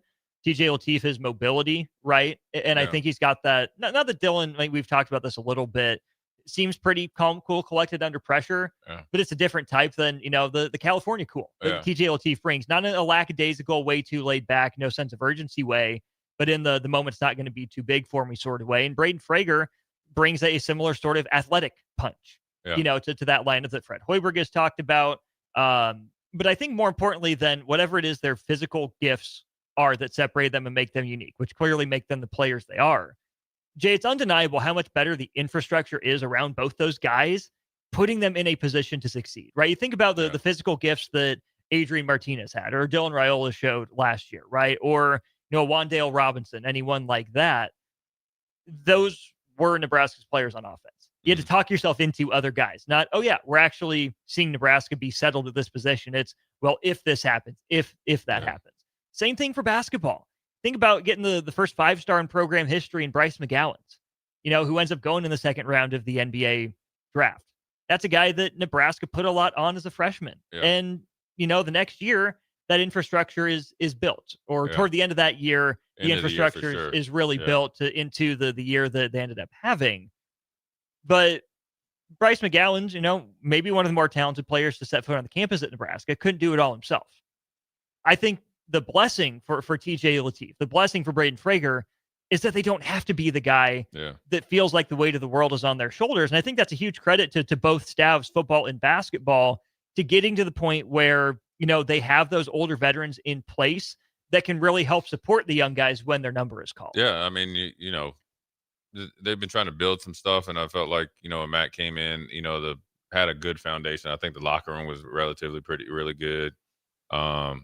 And, they had some decent talent. And then they kind of had, found some hidden gems, which then allowed you to kind of slowly but surely plug and play guys. And you needed some guys that when you go get the, I don't know if he was number one at the time that he signed with Nebraska, and Dylan Raiola, he was easily top 5 as far as, he might have been the number 1 quarterback or whatever. You're able to do that. And then you're kind of you kind of got him here early. And, one other thing is you get a lot more freshmen playing because they're early enrollees, right? This is part of what they're doing. They're going to finish high school. Then they start college probably into January, February, whenever it starts. And then they're rolling. They're already in class. They know campus. They kind of know off-season program and all that versus like when I came, it was just in August. And so you're 2 steps ahead if you're able to do that. And sometimes 3 or 4, especially if you're trying to get on the field early because you already are essentially 6 months ahead in the playbook than if you came in August. And so that's where you see some guys. And, with Braden Frager, where he was able to, people have forgotten that he went up a year. Yeah, he reclassified. He reclassified an up a year to get here early. So it was a kind of a strategic plan, I'm assuming, with him and Fred or the staff, that you're going to reclassify early. Will most likely redshirt you, but if we can't redshirt you because you're doing so well, we'll play you. And he was almost on the cuffs there. And so, I think it's also, I think with Braden Frager, he needed to mature, drastically. And I think being here in more structure, I think it probably amped that up. And around an older veteran team as well. And so it amps you up. It's like you like sometimes. I remember when I was a freshman and they were kind of dangling and going and playing varsity. And so I was up there and I was, working out with those guys in the off season. And so then even though I wasn't mature, I had to act like I was mature. Fake it till you make it sort of thing. And then I started to actually become more mature. And that's what he's able to do. I think TJ Lateef being in the same quarterback room with Dylan, who's a veteran now, and Gramstead, who is a super veteran and had played the quarterback position. And then obviously, being able to kind of be around him always since like January or February when he got here is paid dividends because now he gets to step out there. He's seen somebody that's cool, calm and collective that knows how to play the position, Dylan. And then he gets to take that and play his own way. So I think you saw that Saturday night. The flip side of that equation, those 2 young guys in Lateef and Frager getting on the field and the court early, is Emmett Johnson, who came in, he redshirted, didn't he, I believe? And then the very next year, well, okay, we'll give Emmett a look at the end of the year. Hey, this kid's pretty good. Let's go get transfer portal competition. And, he's 1A, 1B. Right. And then by the end of the year, oh, wait, he's our best option. Yeah. And then he comes into this year as the no doubt number 1 option. Maybe it was a missed opportunity for Nebraska in not getting him on the field more or sooner. But you hear the name Amir Abdullah thrown out there for some of the last time Nebraska running backs did X, Y, and Z for Emmett Johnson, especially as he wins Big Ten Player of the Week this week. Not the same situation, but you can draw, some parallels because the biggest difference is that Amir Abdullah was stuck behind Rex Burkhead and Roy Haley Jr. Those 2 guys were better than anyone, that Nebraska had sitting in front of Emmett Johnson. Yeah. But you think about the same or similar level of maturity between Amir Abdullah and Emmett Johnson coming out of high school, how they worked and played their role while they waited, and then really in big ways burst onto the scene when their number actually got called. And they had to, Amir had the talent, always. What people don't realize about Amir is that I wouldn't say he was a throw-in in the class, but they had the one running back that was ranked really way higher than him that ended up transferring. Is that Aaron Green, maybe? To TCU. Yeah, Aaron Green. He was a little bit slender type of. Braylon Hurd, too. They were I think they got 3 running backs, and he was like number 3. You got to think Alabama was looking at him trying to get him to play DB. Yeah. And so he came in and he had to mature, and then, he started to get a chance here. The one time, you remember Amir, when they were in the bowl game, I think they were playing, I want to say South Carolina, or maybe it was, I don't know if it was Michigan that year. Remember, he got hit on the kickoff return and the ball went like way up in the air. Yeah. And then he played a little bit behind Rex the next year and showed some flashes. And then when he got a chance to take over, he was more than ready. And it's no different than Emmett. He came in redshirted. He needed to get bigger. He did. Didn't really play much that redshirt freshman year. I remember talking to him. He's like, man, they're not giving me a chance. I was like, you just got to hang in there, man. You just got to just chill. You'll be okay. And it's hard to tell him because he knew then he could play. Yeah. I knew he could play then. Maybe not shoulder to load, but you could play. And then the next year, bringing Dante Dowdell, and they're totally two different types of runners, And you got to think the first year, I think Coach Rule was here. You got Anthony Grant was the dude, and he was coming back. So that's the guy that you get the benefit of the doubt. Then you got a little bit of the fumbles. And then, Coach, when Dana comes in, and Emmett had been trending that way. He had been having some good games. And then when Dana came in and kind of is able to evaluate the whole roster, he's off to the races. And he ain't looked back since. He is not. Mud Dog, appreciate you throwing out the thoughts. Roy Haley was gone by the time Amir got here, but I think that helps prove the point. Rex Burkhead kind of had to wait his turn. Yeah. Amir walked into that culture, of, hey, here's the guy. You can work hard while you wait. Then you get there. Auburn was trying to get him at cornerback, and then, yes, the kickoff return against Fresno State. But I think that, again, helps prove. Was that the one that went way up in the air? No, he housed it against Fresno State. I remember watching that one. Yes. Yeah, Amir but did. what's the one when he got hit? It was in the bowl game. That was against South Carolina, right? Yeah, I think that would have been. Yeah, because that's the one. That was the one when. Or was that one of them against Georgia? Whatever it was. I remember I was like, dang, that ball ain't coming down ever. It looked like a pitching wedge. If it would have been the 2011 season, the bowl game that year would have been South Carolina, 30-13 in Orlando. Jay, let's get to this because we have people asking. So 2280 says, college is, of course, a jump from high school, but TJ does come from a highly competitive high school conference in California. You have 1705. I love Dylan, but there's something to be said for a quarterback that's a true running threat. I believe that helped Emmett Johnson and the offensive line in 56-17. Obviously grateful to have such a talented QB2 with a high ceiling, but part of me is scared for him to do too well and take to the portal this offseason. What would you do if you were him? Was chatting about this with a couple people in the media room before the press conference. Today. It's been one start. It's not the time to raise questions. Right now, you look at UCLA and I think you raise your eyebrows. Oh, that was interesting. He played well. That's good. But I don't think one start is enough to raise the question of, well, why didn't TJ Lateef start more? Or why didn't Nebraska bring him in the game more? Was Dylan Raiola really Nebraska's best option? I think that's disingenuous. I don't think that it's that time for that conversation. I think you can credit TJ Lateef for playing a good game and being ready when his number was called. But let's not be so quick to discard the guy that was on pace to set a lot of Nebraska records for single seasons before he went down with a pretty bad injury. Yeah, I mean, it was it was a good game. It was validation of the two other games that he played, even though they kind of felt like they were, I wouldn't say they were high school teams, but they were definitely, a little bit lower levels. And he showed you he can play at this level. And he shows you he can be, a quality player. Now, to what level, we'll see. Even after 3 games, you don't know. You won't know until his career is done. It's not the time to sit around and like turn your nose up at Dylan or, kind of like on to the next. And that type of mentality is how you get to where we're at, man. Or we're not. I don't think we're at where I'm referencing to, but get to this point where you just kind of been average. Yeah. Is like, oh, well, this guy was good. Oh, here comes this dude. He's good. All right, let's get rid of him, get him in there. It don't work like that. It does not. And you know what? If TJ Lateef does well and another team wants to get him, that's better for Nebraska too. It's better for him. Look, you got to take advantage of your opportunity. And, Dylan is the starter until proven otherwise. Sure. The best case scenario is this. TJ Lateef rips it up.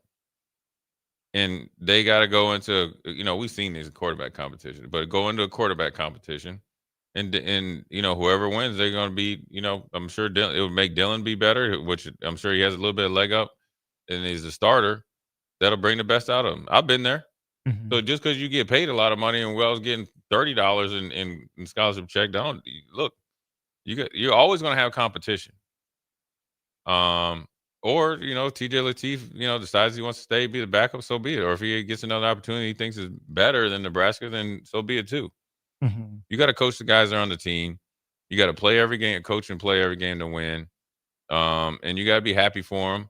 But by no means is this like the new starter now, since it's almost, that'd be, like I said, disingenuous. It'd be, I don't know, borderline disrespectful. I don't know if I don't want to get that far, but like, dang, man.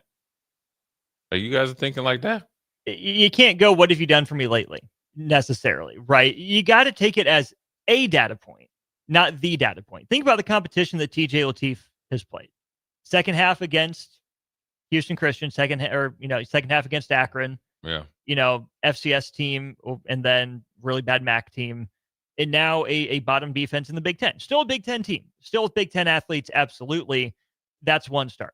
We've talked so much about Dylan Raiola because he's been the starter for, over 2.5 years, or a year and a half, I guess, for Nebraska. And we know what he does well. We know what he doesn't do as well. Now I'll say this, though, is that Dylan Raiola is not so good for Nebraska that he deserves to have that starting spot sight unseen.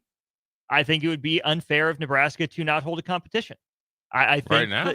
Not right now, when he gets back, because he should be back for spring ball. He goes in as the number one. You don't lose your job due to injury. But I think it's going to be necessary for Nebraska coaches to have an honest evaluation. It kind of felt like just a matter of time before Dylan Raiola ended up winning the job before last season, right? It didn't seem like there was going to be a world where Heinrich Harburg would hold that job over Dylan Raiola. I think you can make the case, again, depending on how these next two games go against Penn State and Iowa, that there does need to be a legitimately open competition. Dylan walks in, gets his reps with the ones because he's earned that, because he has the track record that can show you he can be an above average to good, or maybe even better in flashes, Big Ten starting quarterback. But Nebraska is not so good or so set at that position, or any position at all, that they can walk in and say, you are our no doubt starter.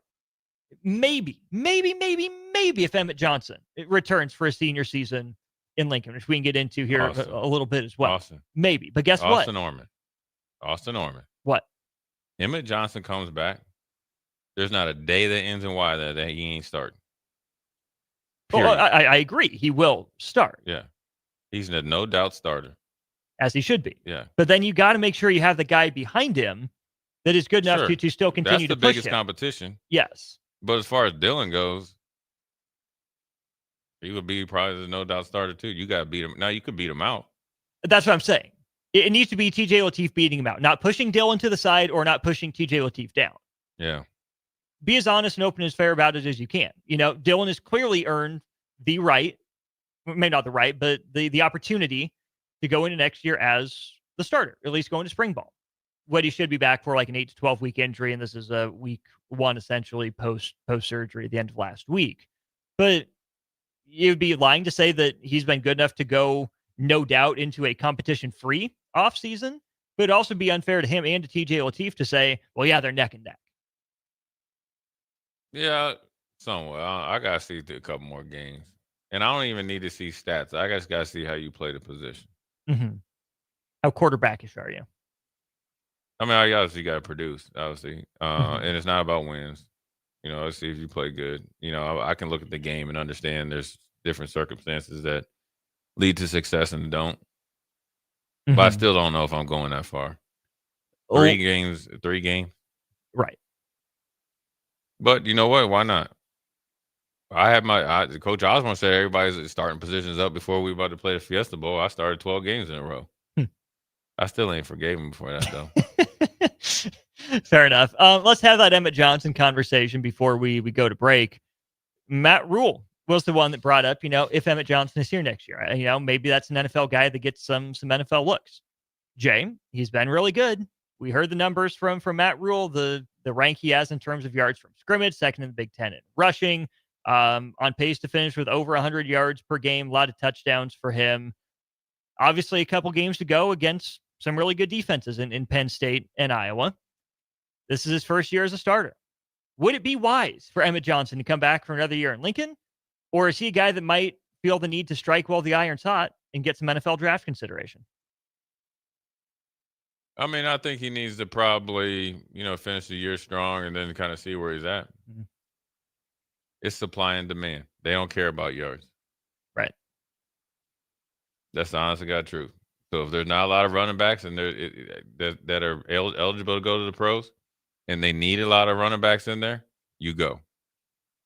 You want to know an example of that? Jay Foreman at linebacker? Well, that's the opposite. I should have left the year before. I was like, dang, where all these brothers come from? It's your boy Anthony Richardson. Sure. Yeah. Quarterback hungry teams, you got a lot of potential. You go number 3 or whatever he went. Mm-hmm. I think running back's a little bit hard because you got to look at, and I know, he's got a good agent, so you got to be able to forecast, coming back versus the money you can make. It'd be hard to leave here. I'm sure I don't know what he gets paid, so I just wanted to say that. And that's his business. I don't really care. I just think that, you probably would be compensated more. He's definitely, as far as his brand and personality, even in Lincoln, Nebraska, is very marketable. Mm-hmm. Which, by the way, Wednesday, November 12th, 2 days from now. I know. Cornhusker Marriott, 7:30. Man. Yeah, and he could get totally some merch. free. I will tell him. I say this. He got some good, cool merch though. He got his thing. He does a good job with that, man. I'm gonna give him credit. And it's a bye week, and he's earned it. So you got to look at the whole what you could possibly get staying here, and then what you could possibly make at the pros. He's an NFL player, just to what magnitude? And where do you fit in the league? What do they view you at? What do they need you to get better at? Can you get better at that or show it in college? And then comes down to the money, where you get the same carries and all that. It's not all about you, but you want to make sure you do your thing. But the fact that he has a good junior year of tape, he's in a good position either way. Very good position. A running back like that can catch out of the backfield, make guys miss, and tote the ball in the Big Ten is a hot commodity everywhere. What would Emmett Johnson's role be in the NFL if he left after this year? Depends on the team. Let me see. Let's say he's a late day 2, early day 3 draft pick, 3rd, 4th rounder. Well, I mean, maybe then fifth. they're going to be looking at him to play a lot. I'm trying to do a comparison. I was going to say maybe James Cook. I could probably say your boy Jones for the Vikings.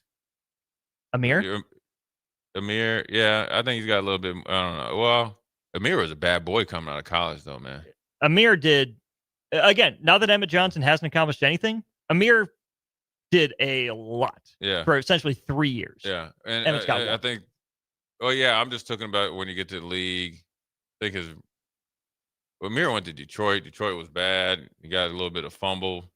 Then they tried to pin that on him. I'd probably say he's like the running back for the Vikings. Last name was it Jones? Aaron Jones. It could be like that. I think Aaron Jones might have a little bit, maybe more long speed. I don't know. We're talking about Apex Aaron Jones. Yeah. But that was when he was working his way up there from UTEP. So smaller Kamara. I was gonna say James Cook though for Buffalo. Okay, sure. Something if he gets in an offense like that, where you got a dominant quarterback, he could do some work because he can dipsy do a little bit. Hasn't been a special teamer at Nebraska. Would that be in his future in the NFL? Yeah, you better get on. Yeah, you better get in it. We call it the kickback league.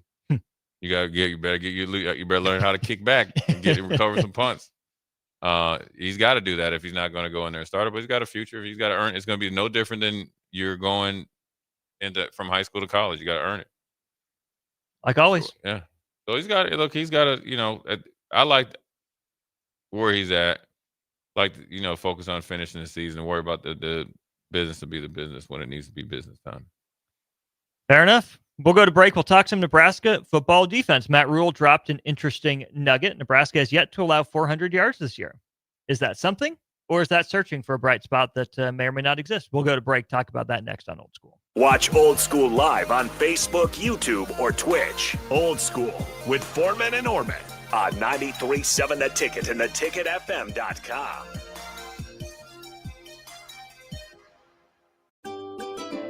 Load up on meat and more this fall at the Mercado by Certified Piedmontese. From now through the end of November, Ferndale fresh turkeys are just $3.99 per pound and in limited stock, perfect for your holiday meals. Plus, you can stop by for lunch on Fired Up Thursday at the Mercado East or Fired Up Friday at the Mercado North. With locations at 84th and Havelock, 30th and Yankee Hill, and now 85th and Old Cheney in Lincoln, or 168th and Maple in Omaha, get to the Mercado today for the best meat in town. Are you familiar with everything the Lincoln Children's Museum offers? Camps, field trips, and game day playdates are just a few of the extraordinary programs provided by the Lincoln Children's Museum. When you spend a day with your family at the Lincoln Children's Museum, your child's mind can explore while enjoying the many interactive exhibits they have, while keeping admission prices extremely affordable. Stop by the Lincoln Children's Museum today in downtown Lincoln, or visit them online for more information at lincolnchildrensmuseum.org. Keep 'em Home reminds listeners that each winter, thousands of seniors suffer from weather-related medical difficulties. If you know a senior living alone or at risk, please check up on them. Make sure their furnace or heater is working properly. What better way to show you care than by taking a senior shopping? Even a simple phone call to assure their safety. This reminder is a courtesy of Keep 'em Home, serving our area with pride and integrity, providing in-home care for seniors and disabled individuals who are confined to their homes or need additional aid to complete their daily activities. For more info, call 402-937-7000. That's 402-937-7000. Keep them home, on the air because they care. All ticketing options for the 2026 Love Nebraska season are now available. Single match tickets start as low as $16, even cheaper if you want to bring a group. Don't miss your chance to see professional stars like Jordan Larson and Lexi Rodriguez in action this season. Purchase your preferred ticketing option today by visiting lovneb.com/tickets. Are you looking for an exciting new way to put your skills to work? Explore new career options in the fintech industry at Currency, a Sandhills global company. We offer full-time positions in financial sales, compliance, operations, and other fields. We also offer a 4.5-day work week, an attractive benefits package, and opportunities for advancement. Put your motivation to work and grow with us at Currency. Visit gocurrency.com/careers to learn more. Acreage owner getting ready for winter? Make it easy with John Deere compact tractors and gators from Acres Equipment. Add snow blowers, front blades, cabs, heaters, and loaders to tackle every chore. Right now, in-stock units are priced to move with competitive financing to fit your budget. Get winter ready today at acres.com. Acres Equipment, your acreage handled. Financing subject to approved credit with John Deere Financial. Not all customers qualify. See dealer for details. I'm Kirk Herbstreit, and today I'm eating Raising Cane's. I want a solid bench of 4 chicken fingers, crinkle-cut fries with Texas toast. Now back to you, Todd. So the usual. Make Raising Cane's part of your game day lineup. Imagine starting your day with a computer glitch that leaves you feeling stuck, frustrated, and unable to get your work done. You have 1,000,001 things to get done today, and waiting for the tech issue to solve itself isn't one of them. It's time to let Hamilton handle the tech so you don't have to. We help businesses across the state spend more time on what they do best and less time frustrated with office technology. As the official business IT partner of the Huskers, we're focused on providing custom solutions that set you up for success now and in the future. Connect with us today at hamiltonisbusiness.com. Jack Russell of Farm Bureau Financial Services is here to help you protect things that are most important to you. Whether it's your home, your family, or your future, Jack Russell has the proven experience to get the job done while developing authentic relationships with you. Give Jack a call today at 402-421-9100. Again, that's 402-421-9100. Or visit one of his 2 locations in Lincoln or Seward and learn how you can excel in the complicated world of insurance. Jack Russell of Farm Bureau Financial Services, a trusted and well-respected representative since 1999. If you're a business owner, I want you to think about the amount of time you've spent worrying about safety and security. Lincoln's own experts at Diode Technologies design custom solutions for security, communication, and so much more. From automated security to secure video conferencing, their team sits down with you to get to know you and what your business needs. Manage your operations and get notified when there is suspicious activity. Save time and cut back on stress. Diode Tech always keeps you in the know. Contact them today at 402-793-5124. Back to Old School with Foreman and Orman on 93.7 The Ticket and theticketfm.com.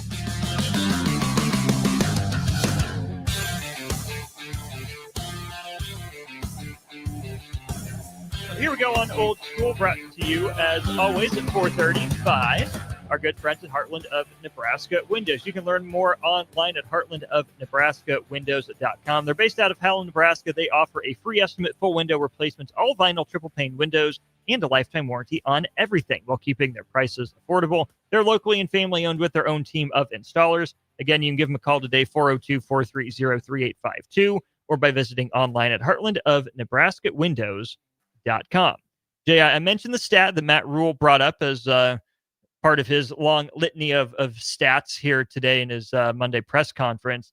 He mentioned that Nebraska is one of only 7 teams in FBS to not allow 400 or more total yards in a game to an opposing offense. My question for you, is that just the bare minimum, or is that actually something resembling an accomplishment in this day and age of college football?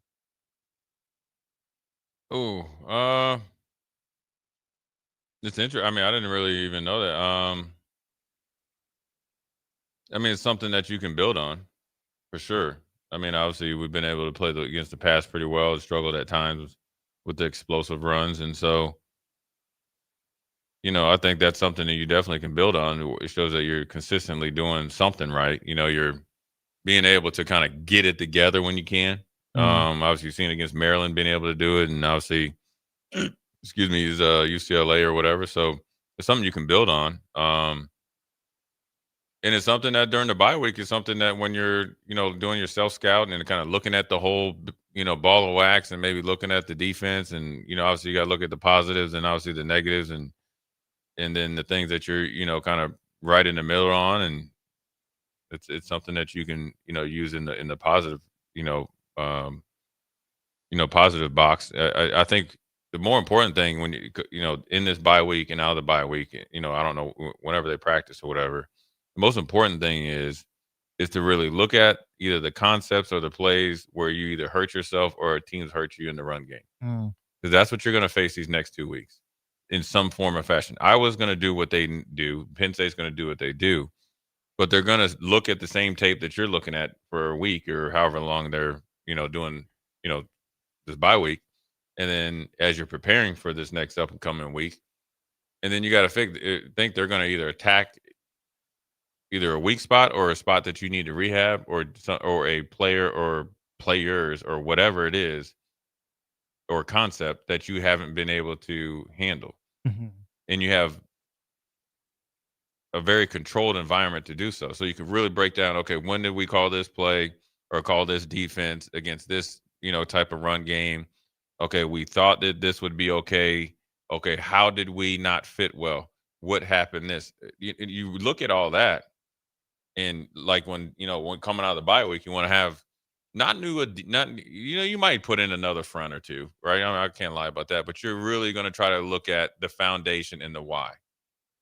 That's where we've been hurt. Sure, of course, we like,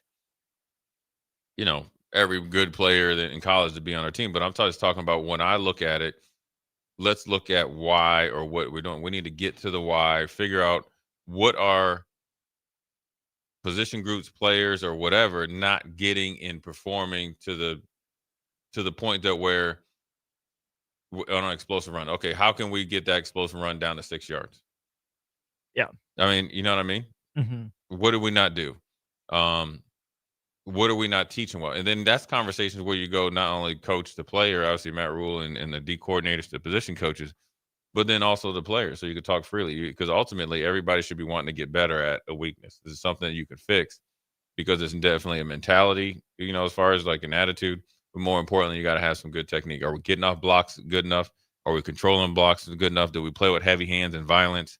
Are we having our hat placement the right way? Are we reading the offense, like the tips or whatever? Are we reading these run plays correctly? You know what I'm saying? Mm-hmm. Who's doing it correctly? Is our footwork really good? You know what I mean? Because that's where it all starts. Mm-hmm. It starts with your if you don't play good with your hands and your feet at any position, you're behind the 8 ball. Then you're just relying on athletic ability. Mm-hmm. Well, when you're on point, when you're doing that, it looks great. But consistently, you got to go back to the fundamentals, which then will make your athletic ability look way better. Nebraska does get outrushed by UCLA 157 to 156. So just barely. Nebraska does get 3 sacks on the game for a total of 18 yards. And Jay, we've talked about this at times, but sometimes the key play doesn't come in the fourth quarter. One of the key plays, I think, for the Nebraska defense was finding a way to get that stop on 4th and short. Yeah. Maybe a bit of a broken play from UCLA, but either way, Nebraska does force the turnover on downs. What happens? Nebraska gets its 3rd possession of the first half, goes down and scores a touchdown. UCLA keeps that drive moving, either, scores somehow or makes Nebraska drive along field. Who knows what that game turns out to be. So that was a big play that led to points for the offense. Nebraska had that big sack as well to put UCLA a little bit behind the chains. And they had plenty of opportunities to get Nico Yamaleva in the backfield. Some of it was positioning, maybe some of it's athleticism. But Nebraska was there. Nebraska was in the general area. They can get better at tackling. They can get more disciplined in their rush lanes and whatnot. And some of it's a byproduct of they were playing a lot of man coverage. John Butler told you that's what they were going to do. And that leaves those gaps in the middle of the field when you're being that aggressive in man coverage. So some of the 15 rushes for 86 yards for Yamaleva was a bust on Nebraska's part. Some of it was he was just a little bit better than Nebraska's guys in that instance. His long was only 21. He averaged about 5.5 yards per carry. It wasn't great from Nebraska. They didn't get off the field at times on 3rd down, going 8 for 14. But they also did make a couple really big plays that helped keep UCLA at bay. Yeah, they played good enough to win for sure. Mm-hmm. I think, they had 3 sacks. They had plenty of more pressures. Yeah. And then Nico was giving you, look, I know he had a lot of grief, caught a lot of grief leaving Tennessee or whatever. Hey, homeboy can play. And he's a problem. He's 6'6" and he has escapability, man. There was one where he kind of slid sideways and both guys missed him in sacks, and then he ended up getting like a 12-yard gain. You can't replicate that in practice. You got to tip your hat when he's playing. Maybe you could say we need to be a little bit tighter in our rush lanes and our responsibilities. That's fine. And that's what you always, it always kind of depends. Like, whereas like Penn State's quarterback's more of a statue, we got to kill him. Mm-hmm. This dude just caused problems. And so I think in that aspect, I think the Michigan State game, I think it was, he had 13 carries for 130 yards, I think, right? It was a lot. Yeah. Mm-hmm. Nebraska, he had 2 more carries, 86 yards. So sure, quarterback run game probably could have been tightened up a little bit, but I'll take it, especially with the W. And then the tackling just comes. The tackling in the open field, take the man coverage out of it, because it's hard to. If I'm running with Dallas Clark down the seam. Dallas Clark put up in Berlin, by the way. Shout out. Yeah, he everywhere. He a nightmare. And then they check it down to Edgerrin James, and I got my back to him. Chances of me making that tackle is slim to none. Now, like in the conventional run game, which their quarterback run game was more of their conventional run game, because they were really pretty much running outside zone, inside zone with him, because the lead back would just take in place of the tight end. Yeah.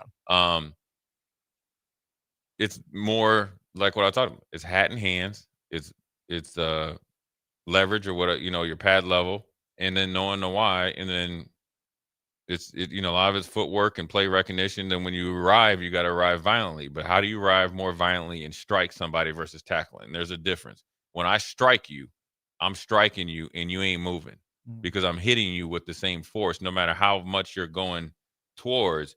If I have good leverage or pad level and I'm striking up through you, right? Not with my head, but just striking up through you with force, I'm knocking you back. But how do you get to that point? Well, it starts with your footwork and your pre-snap, alignment and assignment and knowing what's coming. But then it starts with your footwork, because you're allowed to arrive at the play at the right time. As much as everybody thinks offense needs timing, like when you run trap plays or wham plays or like, even pass routes, you know what I mean? The defense does too. Because if Jason Peters in a 3 technique, that's just right outside the guard, and he's knifing down or has a stunt down to the A gap, and they run a run in the B gap, I got to hit that B gap because once the guard comes off on me, Jason's going to make the play. But if I sit there and wait, they get to bump Jason way, way down. So even when they come off, the A gap is open because it's just widened. That's just the flow of these type of type of schemes you got to lay. So they got to get their timing down a little bit, and that just comes from execution.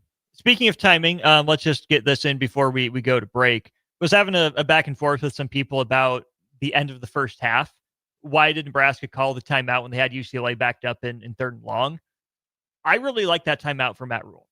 Yeah. You have a chance to keep over a minute on the clock. Yeah, you think if you get a stop and incompletion, whatever it is, maybe you have to use your last timeout to stop the clock if they run it. Right. But you're still getting the ball back with about 50 seconds to go and a chance to double dip. The argument was, well, it gave UCLA a chance to reset and pick out their best play call. You're in 3rd and in double digits.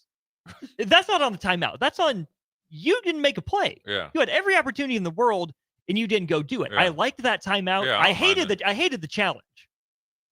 That was dumb. I would love to know Matt Rule's process behind that. It was a mixed bag, but I thought the end of the timeout, I didn't the mind half that. timeout It made perfect sense. mind. Yeah, you're trying to get the ball back, and when you get it at that point, whether you have a timeout or not, you're trying to hit a big play. Yeah.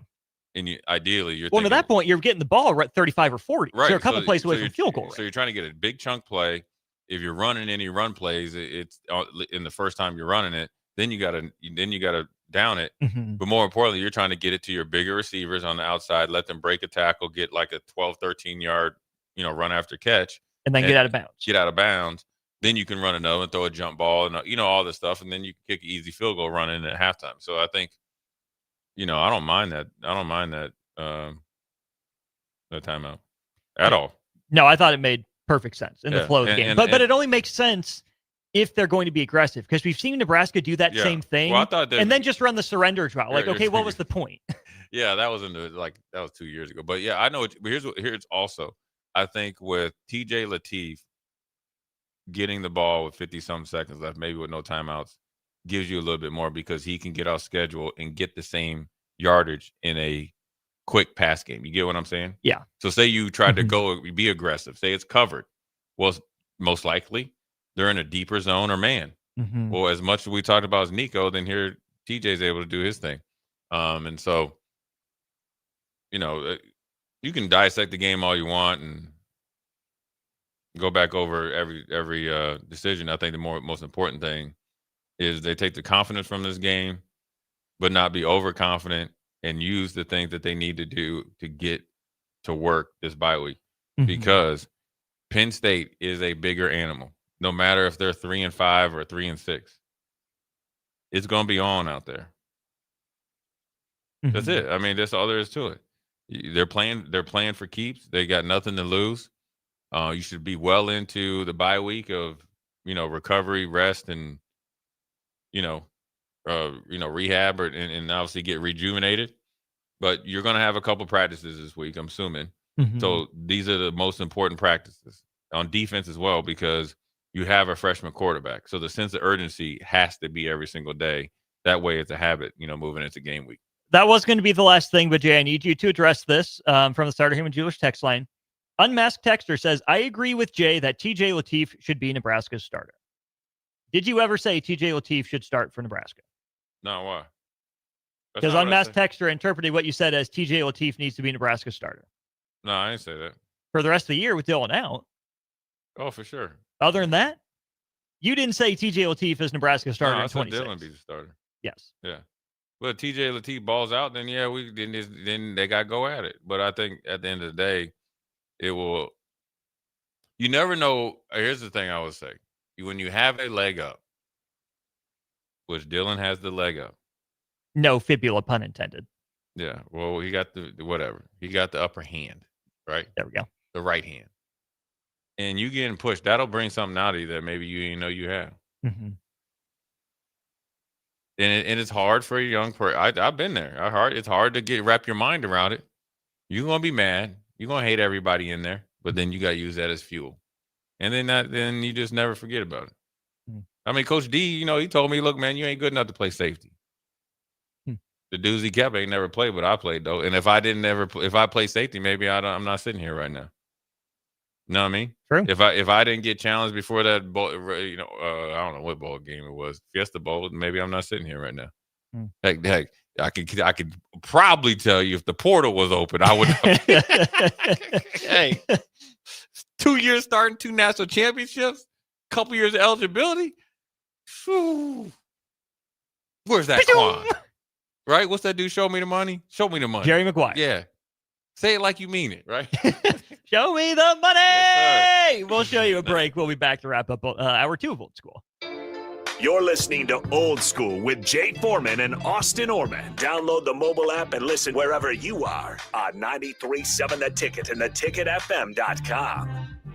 Jack Russell of Farm Bureau Financial Services is here to help you protect things that are most important to you. Whether it's your home, your family, or your future, Jack Russell has the proven experience to get the job done while developing authentic relationships with you. Give Jack a call today at 402-421-9100. Again, that's 402-421-9100. Or visit one of his 2 locations in Lincoln or Seward and learn how you can excel in the complicated world of insurance. Jack Russell of Farm Bureau Financial Services, a trusted and well-respected representative since 1999.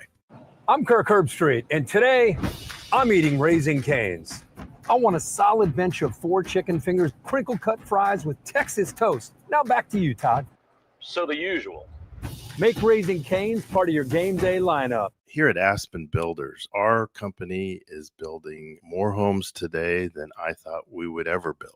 Bob Benish is the founder and president of Aspen Builders, online at aspenbuildersinc.com. I am just shocked at how strong our market is here in Lincoln and at Aspen Builders. We're probably helping people right now more than ever get into a new home. We've been able to find pieces of ground we can develop affordably and keep our lot prices down a little bit. I think with our volume discounts and our office staff, 35 years of experience, we figure out a plan that's going to work great for you. We make it perfect. We make it fit your price range. All of this is part of the reason we're so busy. Make your dream home a reality and call Aspen Builders at 423-6811. Online at aspenbuildersinc.com. Your home is waiting at Aspen Builders. Imagine starting your day with a computer glitch that leaves you feeling stuck, frustrated, and unable to get your work done. You have 1,000,001 things to get done today, and waiting for the tech issue to solve itself isn't one of them. It's time to let Hamilton handle the tech so you don't have to. We help businesses across the state spend more time on what they do best and less time frustrated with office technology. As the official business IT partner of the Huskers, we're focused on providing custom solutions that set you up for success now and in the future. Connect with us today at hamiltonisbusiness.com. Rick Heyman here from Sartor Heyman Jewelers. I want to personally thank our great customers for voting us once again the best of Lincoln. At the same time, we're celebrating our 120th year in business in the great state of Nebraska. You can count on Sartor Heyman for the very best quality, value, and customer service. When it comes to your jewelry needs, visit us at South Point, Grand Island, and the Outlet in downtown Lincoln. Visit us today at sartorheyman.com, and thank you for your continued trust after all these years. Ryan, with all this red and all these people around, I'm still not seeing the tailgate. Todd Spidell, former body shop owner, terrible driver. We're getting close. Now, did you know with 3 locations in Lincoln and hundreds of years of combined technician experience, we can get Husker fans back on the road even quicker and safer after their tailgate mishaps? Oh, Todd, turn left right here. Left or right? Left, right here. Right? Well, you wait for the tow truck. I'm getting a hot dog. Well, I guess while I'm waiting. All right! Most recommended! Eustace Body Shop! Woohoo! Dude, you should be on American Idol. You really think so? No. Accidents happen, even to Husker fans. If it happens to you, call Eustace Body Shop, where our customers send their friends. The most recommended Eustace Body Shop. That's who we are. All right, Lincoln, if you're a diesel technician who's ready to earn up to $40 an hour and you're tired of working nights and weekends, listen up. Inland Truck Parts and Service is hiring experienced diesel technicians right here in Lincoln, and they're offering what every hardworking tech wants. Monday through Friday hours, no nights, no weekends, and paid training on advanced diesel technology. With 37 locations across 12 states, career advancement opportunities are endless. Start building towards your future and apply today at inlandtruck.com. That's inlandtruck.com. Or text APPLY to 785-369-1320. Hi, Sean Callahan here for Coppell Chevrolet GMC, the #1 fastest growing GMC dealer in the Omaha and Lincoln area. We are going to keep this train rolling in a big way with new half-ton and 4x4 pickup trucks starting at $12,500 off list price or 0% financing. You heard that right, $12,500 off list price or 0% financing. You pick which one works better for you. Please stop on in the dealership and meet the team or check us out at coppellcars.com. Stock number C280930. All deals with approved credit. This is your year to win way more than bragging rights. At Warhorse Casino, your love of the game could earn you serious cash. The Pro Football Frenzy is free to play with cash prizes all season long, like up to $1,000 weekly, with your chance at $1 million, all while earning tier points and comp points every time you place a sports bet. Only at Warhorse Casino. Wagers may only be placed on Nebraska-based teams when played outside the state of Nebraska. Must be 21 or older to gamble. Gambling problem? Call 1-833-BET-OVER. Select Plumbing and Utility has been serving Lincoln and the surrounding area for 14 years, and they're not slowing down. Select Plumbing and Utility handles all your plumbing needs from faucets and water heaters to full renovations, and they can even help with your heating and cooling needs. They're also Lincoln's underground experts, repairing and replacing broken underground water and sewer lines since day one. Contact Select Plumbing and Utility today at 402-560-6197, assuring excellence in every situation, opportunity, and challenge. That's 402-560-6197. Back to Old School with Foreman and Orman on 93.7 The Ticket and theticketfm.com. Putting a bow on hour 2 of Old School. Austin Orman and Jay Foreman here. This final segment brought to you by Love Volleyball Nebraska. Go to lovb.com to learn more about the schedule. Become a member and insider today. Your chance for exclusive access to other fans, players, and coaches across the league as well. Again, that's lovb.com. Jay, some reinforcements in Buffalo in the form of 3-time Super Bowl champion Mecole Hardman. Yeah. Not the splash move maybe that Bills fans were looking for at the deadline, but a guy that had been kind of floating around on the fringes of the NFL. Does bring that winning pedigree. Of course, he plays a big role in the Chiefs' most recent Super Bowl win in 2023 after they get him back from the Jets. Again, maybe not the move Buffalo was looking for on the level of DeAndre Hopkins in years past, like they were rumored to be interested in, or even Amari Cooper like last year, but not nothing, I guess. Yeah, I mean, I think it's anybody that can. He's shown the ability he can create some space. Mm-hmm. That's Buffalo's problem right now. He's got decent hands. I want to say, did he catch the touchdown? I think he caught the walk-off. Yeah, caught the walk-off touchdown. So. And he went, he got a little bit injured, and he had a hard road back to get to that moment. So it lets you know that he's going to come up there trying to prove himself, and he brings that championship pedigree. So I think it's good for Buffalo. I know Keon Coleman had a couple plays this weekend, but when you go down and lose the way they lost to Miami, and the way that they've looked probably since week 3 or 4, something like that, probably, yeah. They need a little uptick, and he can play inside, he can play outside. So it can give you a little bit of flexibility. So hopefully they get the acclimation or get him acclimated pretty quickly, and then you can pay it off. Because he's looking for an opportunity. So he's hungry. He's going to get an opportunity because Buffalo throws the ball. Mm-hmm. And you're going to be in all the hunt. You need a guy that you can trust. I think if I was in that wide receiver room, it lets you know that you haven't been pulling your weight. What if I told you Mecole was not his first name, but it was his middle name? I wonder to know what his first name is, because Mecole is not the average name. It is not. His first name is Carey, C-A-R-E-Y. Carey Mecole Hardman. C-C? C-A-R-E-Y. Carey. Yeah, I got to give me my middle name. Yeah, we got to go with Mecole. What about like Carey Booth? Yeah, it don't matter. We're going with Cole. Yeah, just call me Cole. Kerry Cohorn? Man. If it was K-E-R-R-Y, would it be any better? Still Mecole. Only person I remember with that name is Kerry Wood. Kerry Wood's there. Yeah. Kerry Collins. Yeah, Kerry Collins. There's Kerry Carpenter for the Tigers right now. Famous athletes. Wasn't there a wrestler named Kerry Von Erich? Ooh, could be. I am not the one to ask about Yeah, that. the one Let's see. Kerry Rhodes. Yeah. Oof, you don't want to be like Kerry Rhodes. Yeah, no, I'm just saying it's a name that came up. So, yep. Yeah. McCole. Okay. Yeah. We can roll with it. Yeah. You better hope nobody gets your license. Right. 'Cause I played. Quick story. I played with Jamie Sharper. Mm-hmm. His real name is Harry. Oh yeah. Oh. We were in meetings and we were about to go get something to eat after we'd worked out and stuff and watching some tape. But you remember who else's first name was Harry? Douglas? Bud Grant. Oh, it is? Yeah. Yeah. Well, the people don't like Harry, and he somehow he had his license out there because you know what I mean. Mm-hmm. It was when I first got there, And things got hairy for him, but I was like, oh heck no.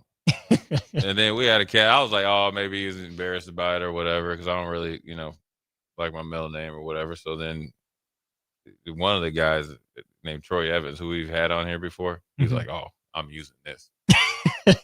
Ammunition. So we got into meetings about week 3. He's like, good play, Harry. How did that go over? Not very good. Not very good. Sure, it's great for the rest of you, though. I was like, oh. Government names. Yeah. Got broken out. Yeah. You don't want to do that. You're right time. You do not. You also do not want to be Brian Daboll right now. Let go by the New York Giants. We'll get into that and plenty more in the world of football. Now we're through Old School. Watch Old School live on Facebook, YouTube, or Twitch. Old School with Foreman and Orman on 93.7 The Ticket and theticketfm.com. This is Lincoln's home for sports talk on the FM dial. Also online at theticketfm.com. On the internet, KNTK FM Firth, 93.7 The Ticket. At Fairway Meat Market, you're family, and as part of the family, they want to save you money on your meat and groceries. Now through November 16th, enjoy USDA Choice Tomahawk ribeyes, $14.99 per pound. USDA Choice 8-ounce New York strips, $9.99 each. All-natural boneless chicken breasts, $2.48 per pound. And all-natural thick-cut bone-in pork chops, $2.88 per pound. Plus, call ahead now to reserve your fresh turkey for Thanksgiving. That's all at Fairway Meat Market in the Rockledge Square Shopping Center, just south of 84th and Van Dorn. Jack Russell of Farm Bureau Financial Services is here to help you protect things that are most important to you. Whether it's your home, your family, or your future, Jack Russell has the proven experience to get the job done while developing authentic relationships with you. Give Jack a call today at 402-421-9100. Again, that's 402-421-9100. Or visit one of his 2 locations in Lincoln or Seward and learn how you can excel in the complicated world of insurance. Jack Russell of Farm Bureau Financial Services, a trusted and well-respected representative since 1999. This is your year to win way more than bragging rights. At Warhorse Casino, your love of the game could earn you serious cash. The Pro Football Frenzy is free to play with cash prizes all season long, like up to $1,000 weekly, with your chance at $1 million, all while earning tier points and comp points every time you place a sports bet. Only at Warhorse Casino. Wagers may only be placed on Nebraska-based teams when played outside the state of Nebraska. Must be 21 or older to gamble. Gambling problem? Call 1-833-BET-OVER. Mike, the insurance company wants us to replace the roof.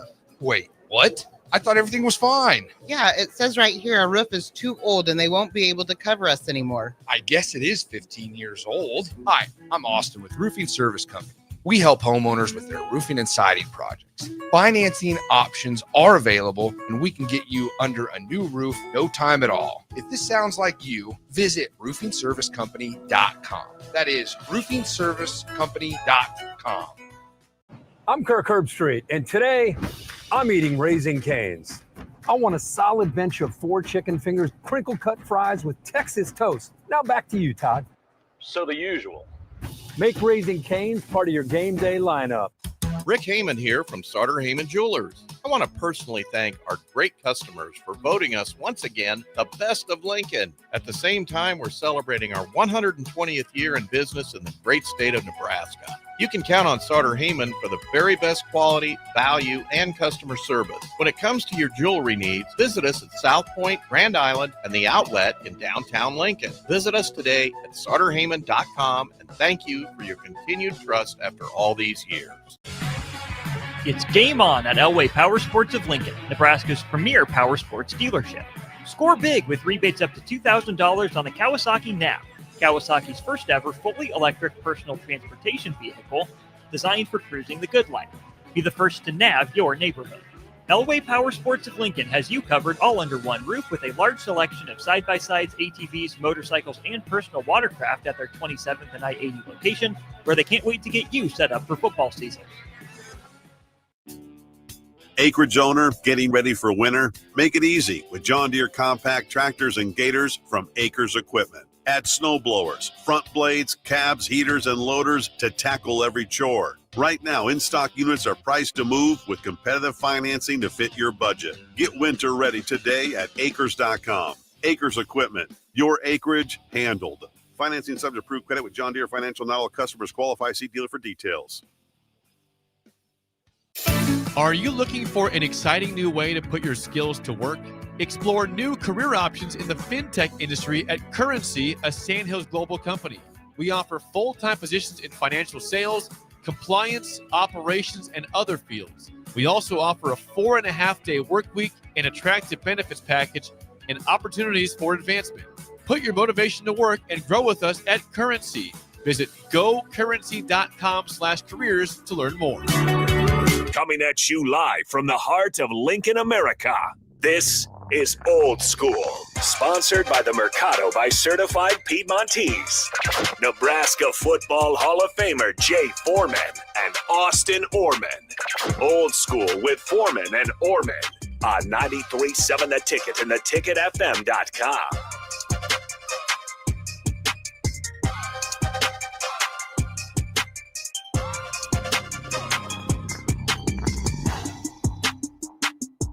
What up, Hour 3? Jay Foreman, Austin Norman, Old School, the New School way, live in effect, 1040 O Street, as we start to lose a little bit of sunlight. But we are brought to you by the Mercado, Certified Piedmontese, Special Ingredients Butcher Shop, 84th and Havelock, 30th and Yankee Hill, 85th and Andermatt/Old Cheney, 168th and Maple up there in the O. A lot going on, obviously. We alluded to NFL news. But before we get to that, we got to get to this right now. Husker fans, on Wednesday, November 12th. Don't miss your chance for the meet and greet with Emmett Johnson at 7:30 at the Courtyard Marriott in downtown Lincoln. Entry to the event is 100% free. There will be official Emmett Johnson merch and officially licensed Nebraska merchandise available as well for purchase. It's a rare in-season meet and greet with Nebraska running back Emmett Johnson, Wednesday, November 12th, 7:30, Marriott, Courtyard by Marriott in downtown Lincoln. That is 2 days from now. Make sure you get it. He's a great kid, doing some good stuff. So never opposed of players trying to make a little bit of money, but more and less also getting out there in the public on a bye week. So he definitely has earned it, and a great chance to meet him. And obviously he does have some pretty cool merch. So do we need a nickname for Emmett Johnson? I feel like EJ doesn't cut it. He calls himself E-Money, don't he? Oh, does he? Okay. I think on a little bit one of his t-shirts it said E-Money. That's closer. I'll ask him. Okay. Yeah. But as Austin said, New York Giants has made a move. But the funny thing about this, Austin, they said after, was it the Denver game, that the ownership wanted to fire him then. Mm-hmm. And somehow they didn't even want to let him on the plane, though. They wanted to Lane Kiffin him. Yeah, well, no, it's just like, hey, you fired. You can ride back with us, so you can figure it out. But I mean, he wanted to fire him like at the stadium. Was talked off the ledge, and it was just a foregone conclusion that he was already fired. I'm sure he knew. The interesting part of it is that everybody knows now Brian Dable is the one that kind of put the bad rap out there for Shedeur. Not in reaction to drafting Jackson Dart, but that's just for whatever reason. He had a bone to pick with Dion, and it boiled down to his son. Everything was hunky-dory, right? You benched Russell Wilson. You had an uptick after Jackson Dart started, and obviously with Scatterboo as well, but he wasn't able to keep his job. when you take over organizations where he was at, when coming from Buffalo, taking the job, and obviously the backstory behind that and the whole Brian Flores thing, obviously is very interesting. But, you're not going to a franchise with a plethora of talent. They've missed on quarterback after quarterback, and it's questionable whether they missed on quarterback. I feel like they, for whatever reason, he didn't like Daniel Jones, which is shown to be a huge mistake. Mainly because Daniel Jones, under your tutelage with Saquon, made the playoffs and went to the Vikings and won a road playoff game with Daniel Jones. You missed on some guys that you continue to get. You drafted well with Dexter Lawrence and everybody like that. And then now you turn the page on Daniel Jones. You kind of had a stopgap. You had Russell Wilson. Then for whatever reason, you signed Jameis Winston to probably anywhere from 15 to 22 as far as ranked as if they're starters, in the league. And then you draft Jackson Dart. At the time, people thought a little bit early and he wasn't going to start, but he's shown that, shown some life. And it hadn't worked out because it didn't lead to a lot of wins. The first week was wins. Here's also the problem. The first 3 weeks, you're essentially playing with house money because they don't have any tape. Right. After that, there's no surprises. But for him, I think he got a soft vote of confidence last year from John Mayer and Steve Tisch in the offseason. So you knew he was on it. I think the Giants have some young talent. That's probably the only reason that the GM is still there. It's very surprising that he's still there, considering he's one of the main reasons why the Giants no longer have Saquon Barkley. Mm-hmm. But he was able to keep his job. So it's just onward. Who's going to coach the Giants now? Is it Bill Belichick?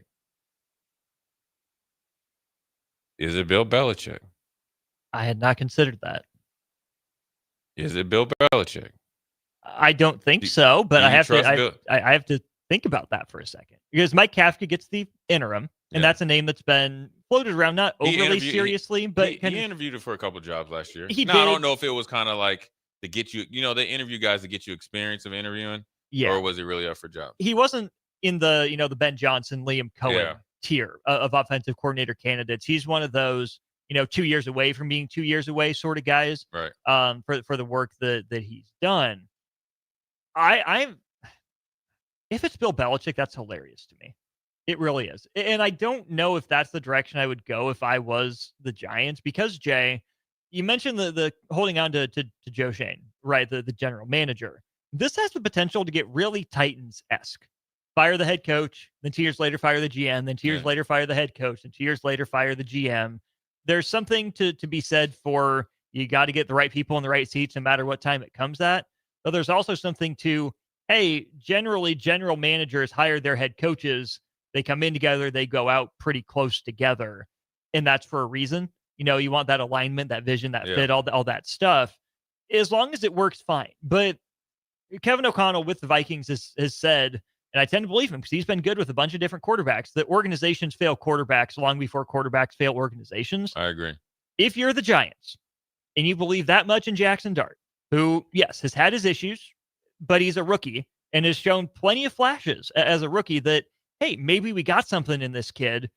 He doesn't need constant overhaul. He doesn't. Think about, let's take this example, Josh Allen. When he comes into the league, McDermott there, Dable there. They work with him for 4 years, and then he really takes off. Yeah. Sure, maybe he was always going to, but certainly organizational culture, consistency, stability helped that. I'm not saying that's the level Jackson Dart gets to, but 99% of quarterbacks will need that stability and that consistency to thrive. They can make it work with whatever in the roster, but not having to look over their shoulder for the play caller or learn a new system or new verbiage, and a head coach where that's a really important relationship. And then even the general manager, did you trust him to put the right guys around you? That constant flip-flop and overturn is so unhealthy for young quarterbacks. And whether, Shane is the right guy or not, Dable's the right guy or not, firing them at different times just feels weird and strikes me as something that takes them down the Titans path of instability instead of, say, the Philly path of, hey, let's work through some issues. Yeah, but they kept, as much as Philly gets credit, they stuck with their GM and their scouting department. I mean, Howie was on the hot seat for a little bit, but he revamped his kind of process, and obviously it's been good as golden. I think whoever they hire has to be in love with Jackson Dart and had to have a high opinion of him before he got there, a true one. Yeah. Because I'll take him, but you don't want the Carolina Panthers situation. They drafted Bryce Young, and the new head coach don't even want him. Don't even want him in training camp. Where you want, Jackson Dart to be successful. Obviously you want the coach to come in and be able to be a very good coach and bring a staff, but you're going to have a plan for him, even as a defensive coach. If I came in there and interviewed, I would say, well, this is who I'm going to bring with me, and this is what he wants to do. This is my vision for Jackson Dart, and this is how I'm going to get it done. I'm going to surround him with a very good offensive coordinator, quarterback coach, so forth and so on, and then it's your job to continue to get talent, and that's where Sheen is probably lucked out. Jackson Dart, they believe right now in the short term, and I think franchise quarterback, it used to be 10 years. I think it's 5 years now for a franchise quarterback. So they figure like they got the starter for the next 5 years. Then when I'm just looking at the roster, could they get another running back? Sure, but I like Singletary. Tyrone Tracy's okay, so they got enough there. You could probably maybe try to spend some money in free agency for there, but you have Neighbors as a wide receiver, Jalen Hyatt, who was a really big time prospect coming out of Tennessee, burner, and then you have Wandale Robinson, who's healthy, and Darius Slayton, who's healthy. You like that type of. You probably want maybe a clear-cut number 2, but you like to hope that Jalen Hyatt would get busy this year. Well, if nothing else, it's kind of like the Colts model where you don't have maybe Neighbors is a superstar. He probably has a higher ceiling than Michael Pittman Jr., but either way, hey, these guys work really well together, holes greater than the sum of its parts. Right, and you got a bunch of two A's and 1 B's. Yeah. They're better than just having a 1A. And then the tight end room, obviously got Nebraska's Thomas Fedoni, Theo Johnson, and Bellinger, so you like that. You think like one of them, probably Bellinger right now, is their guy. Then the offensive line, they've invested in there. They've invested in it. And obviously, John Michael Schmitz is a dude. Yeah. Okay. He's a day one starter. He's a dude. They need Evan Neal and Andrew Thomas to continue to progress. So you have your 2 bookend tackles in the guard. Van Rotten's okay, but he's a veteran, right? 11 years in. So you're going to have to do that. You got Runyon, who you were able to get for. So you got the offensive line. The defensive line is depth-wise and star power is good. Linebacker's a little shaky, though. Like stack linebacker. They don't have anybody that I view that's like, okay, like that's it. So they probably need to upgrade there. And then obviously they got Deontay Banks from Maryland. He's a pretty good corner. But they got a lot of young talent. So it's there for the picking. They got to get a true leader, and they're not saying that they got to get somebody that everybody believes in. And you got to get them on the same page, and they got to be, willing to do what they need to do to win, because they have an opportunity there to really take over and really grow in New York, but they're going to have to come together and do it. And they got to find somebody to do it. And I don't know if they'll pick Belichick because, maybe I think he could do well. They're going to go with, I'm assuming, an offensive coach that has really good leadership skills. And I don't know who that would be right now.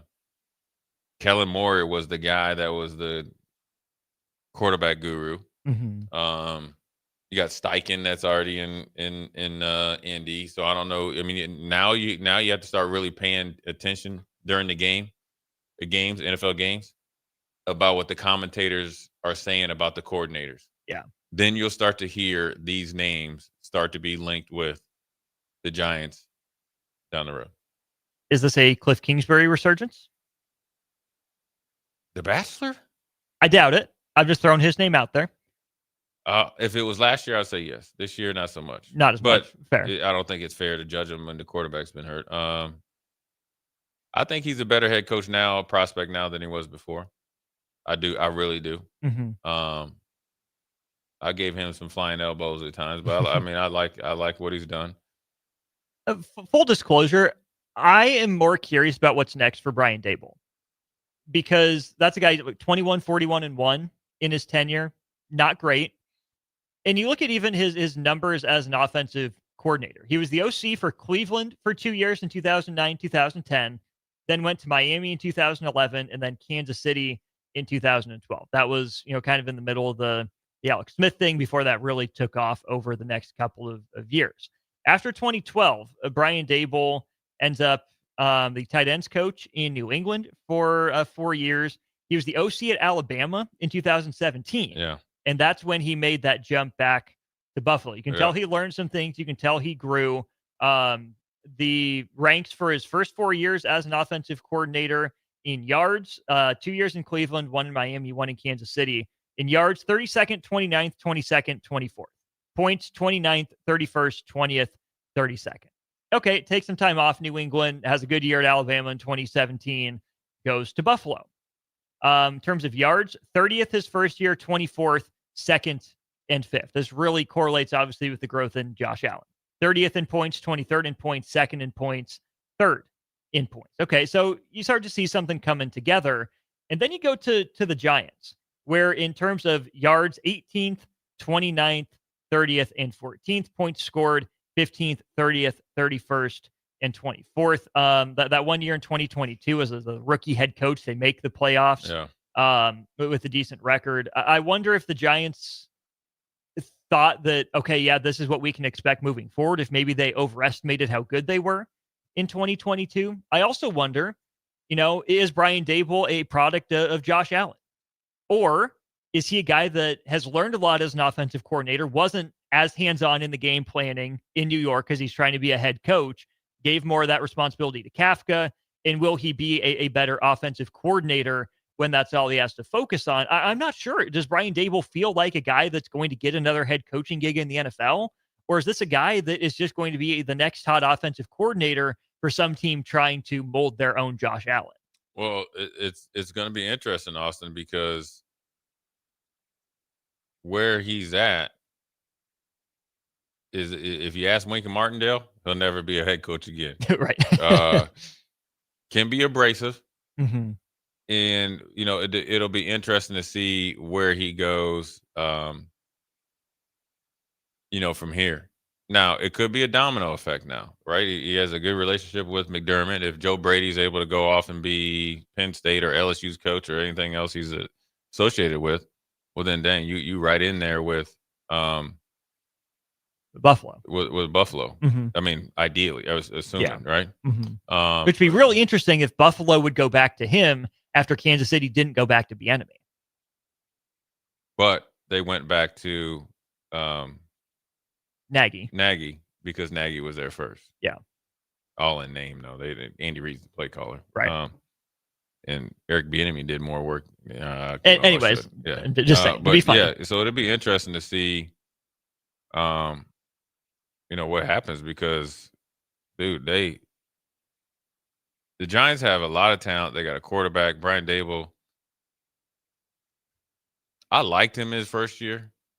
I think it became harder, and then I think he started to feel the pressure. So then he put a lot of pressure on how Daniel Jones would play. There was no talent around him, zero offensively.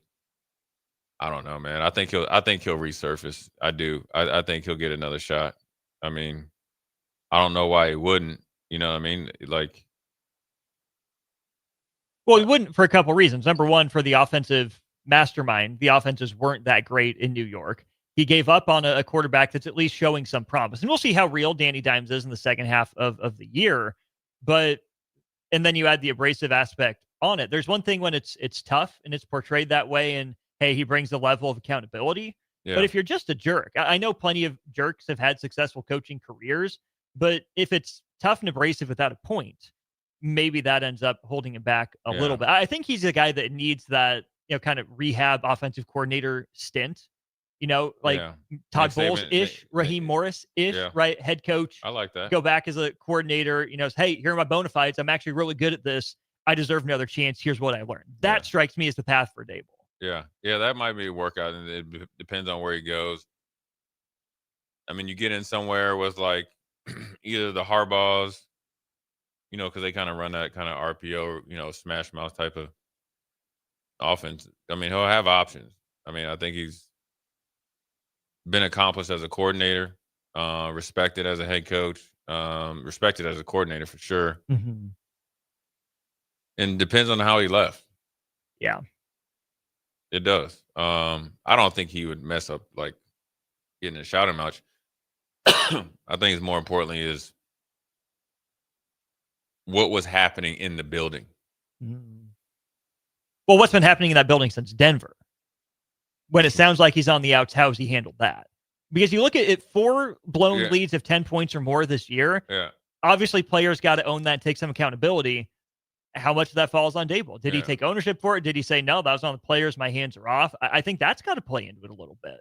It does, but it'll be interesting to see the interactions between players. You know, how much did it hurt the team with the way Wink Martindale just packed up and left his office, right? You know what I'm saying? Because Wink Martindale had that defense going. To go back to college. Like, I got to get the heck away from, all that stuff. It'd be interesting, though, to say Wink Martindale comes back with a new. Is Dable here? Is he gone? Check the corners, check the closets.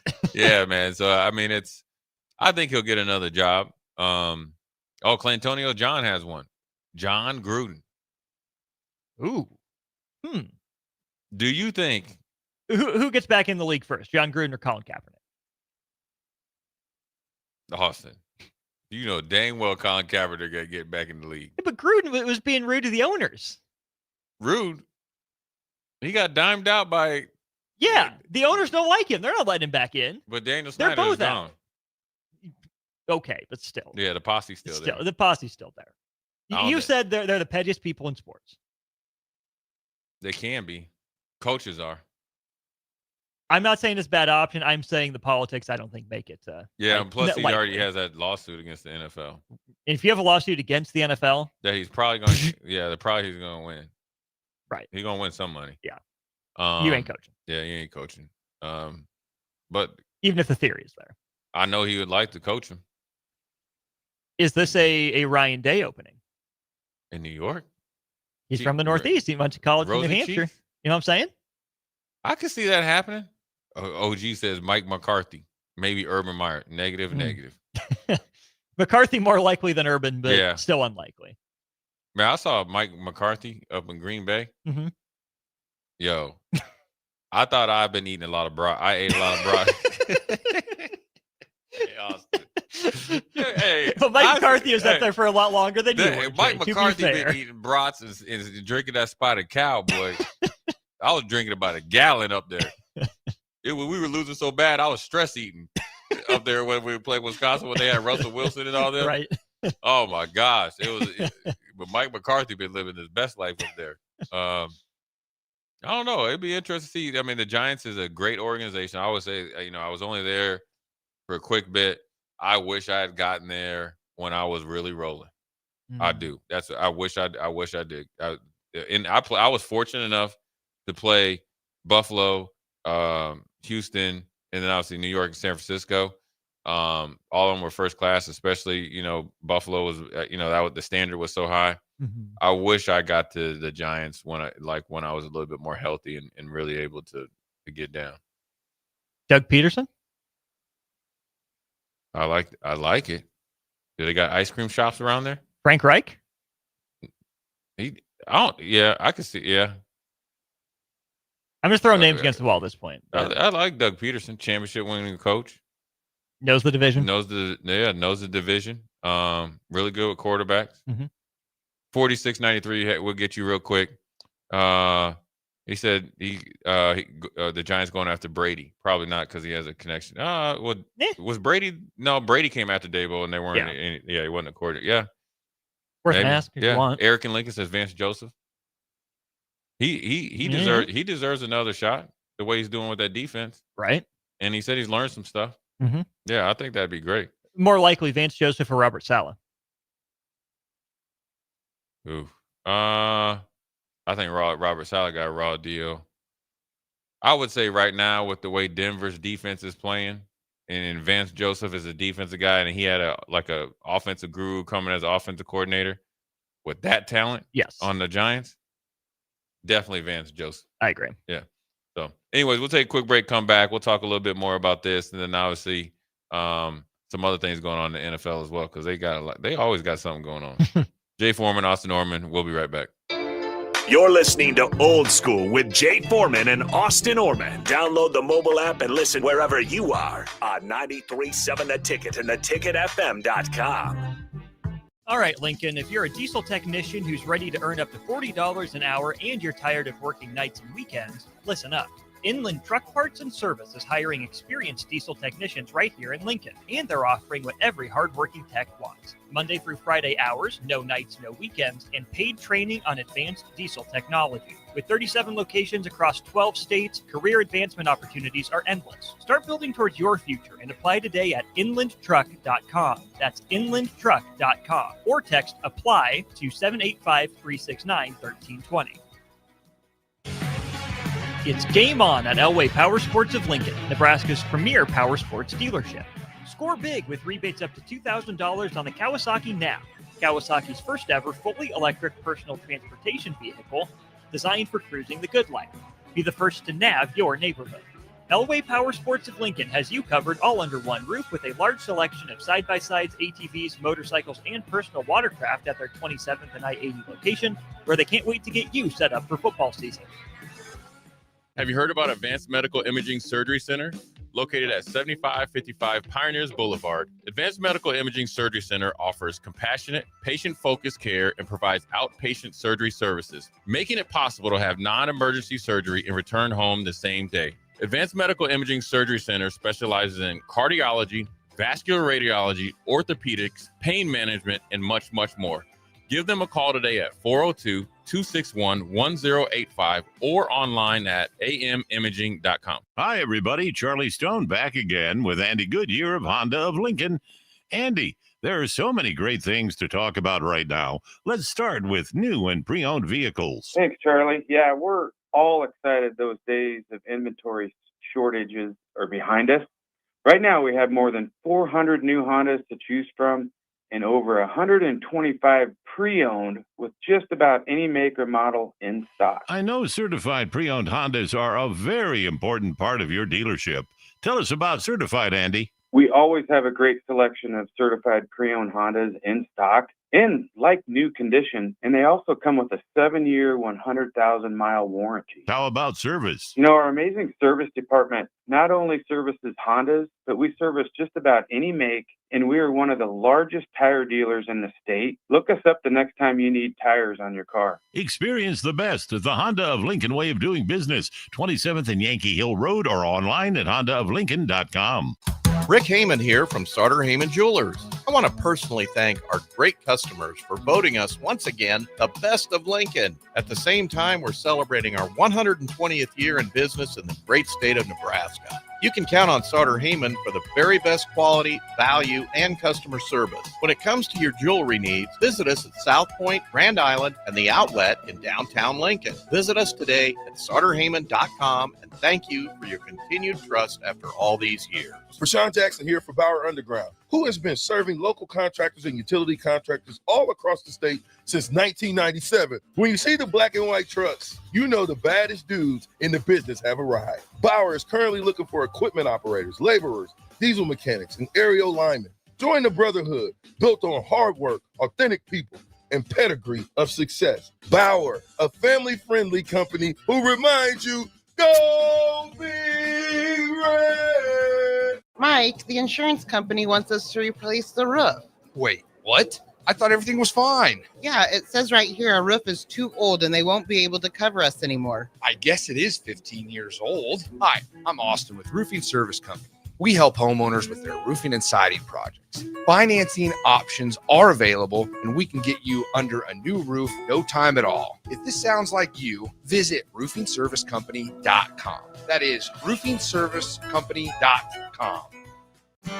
There's always a new experience to be had at Arbor Day Farm in Nebraska City. From events, adventures, wine tastings, or the Discovery Ride, you can never get tired of seeing what the property has to offer. Make a weekend out of it by staying at the Lead Lodge and enhance your stay with their special packages that include luxurious treatment. Learn more or book your adventure today online at arbordayfarm.org.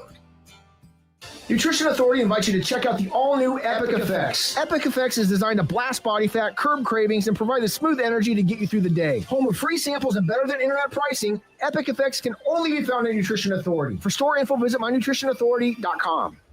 Empire Netting and Fence delivers top-quality netting and fence solutions. From major sports venues to backyard installs and everything in between, coast to coast. We take on tough jobs with grit, integrity, and a strong commitment to safety. Empire is growing, and we're hiring motivated people ready to grow with us. We build each other up, and we're building something big. Think you've got what it takes? Apply now at empire-fence.com. That's empire-fence.com. Back to Old School with Foreman and Orman on 93.7 The Ticket and theticketfm.com. What up, we're back. Jay Foreman, Austin Orman, Old School and New School Way. Second segment, 5 o'clock hour. NFL is on our mind. Covered the Huskers at the bye week. Matt Rule had his press conference. We aren't on tomorrow, so probably should have jumped into it, but we'll give it a break. I'm sure everybody didn't. He was talkative today. We got a lot of long answers from him. He did? Oh, yeah. He was pontificating, if you will. Ain't nothing wrong with that. You can do that after you win, you know? Then he was given some grief about having to do it again next Monday. Oh, what? Why? He just thought it was funny. I mean, he spoke for like half an hour today. And then nothing's going to happen over the bye week, and he gets to do it all again on Monday for game week. We had great. We won the bye week. We won it. Yeah, so I got you on that. But also, before we get into more NFL news, I want to give out to there's linebacker for Denver. What's his last name is Singleton, Alex Singleton. Oh, yeah. Good shout out to him, man. He went in for a routine checkup. Has a testicular cancer. Going to get it taken care of. Be back in a couple weeks. Good on him. He's a good player, man. Yeah. He's the one that went nose to nose with my man C.J. Stroud, but C.J. bucked up to him, slew-footed and all. So that's how I remember him. But he's a good player. Here's also Austin, I wanted to ask you about. So the Detroit Lions and Washington Commanders games, probably the backstories in that game, even though Detroit beat them pretty bad, that took over everything. Yeah. You had my man Payne giving St. Brown just unsolicited, and that's a big brother too, straight to the jaw.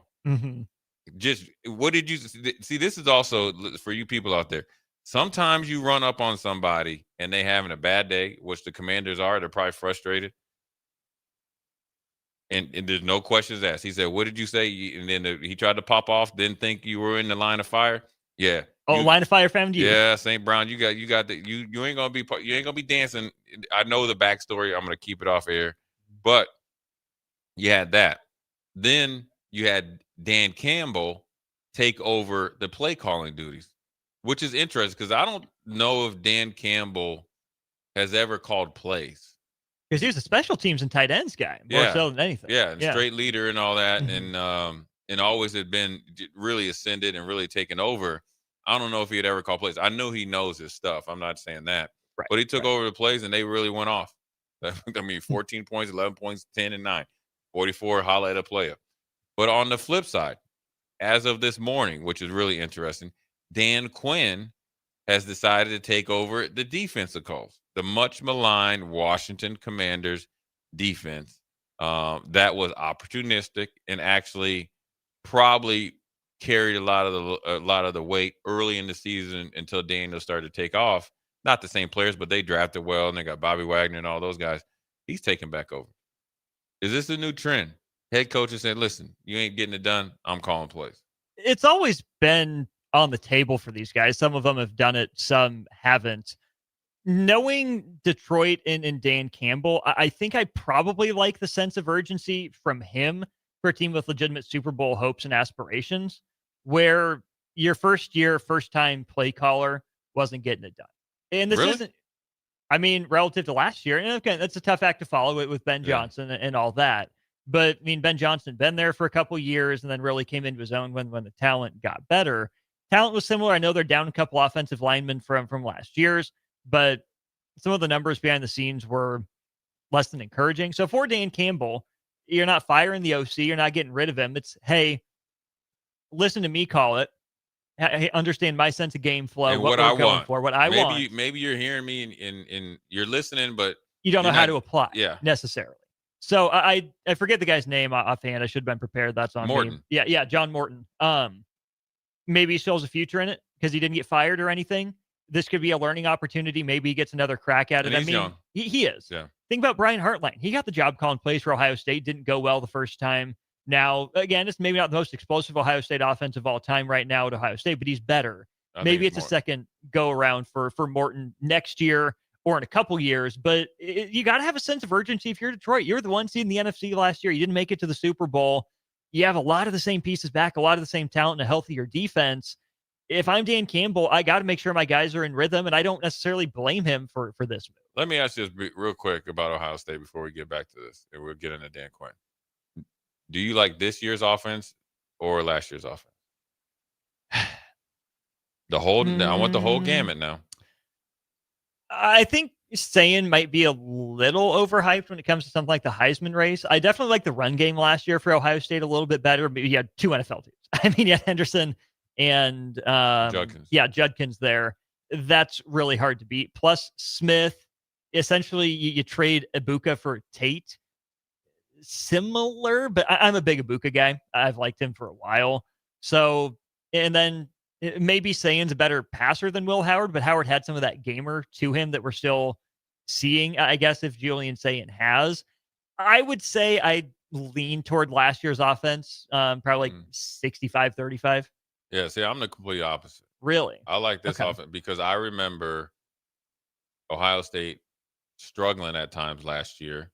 I remember Ohio State against Michigan kept running up the middle when Michigan had 2 first-round picks up the middle. Fair. That's not working.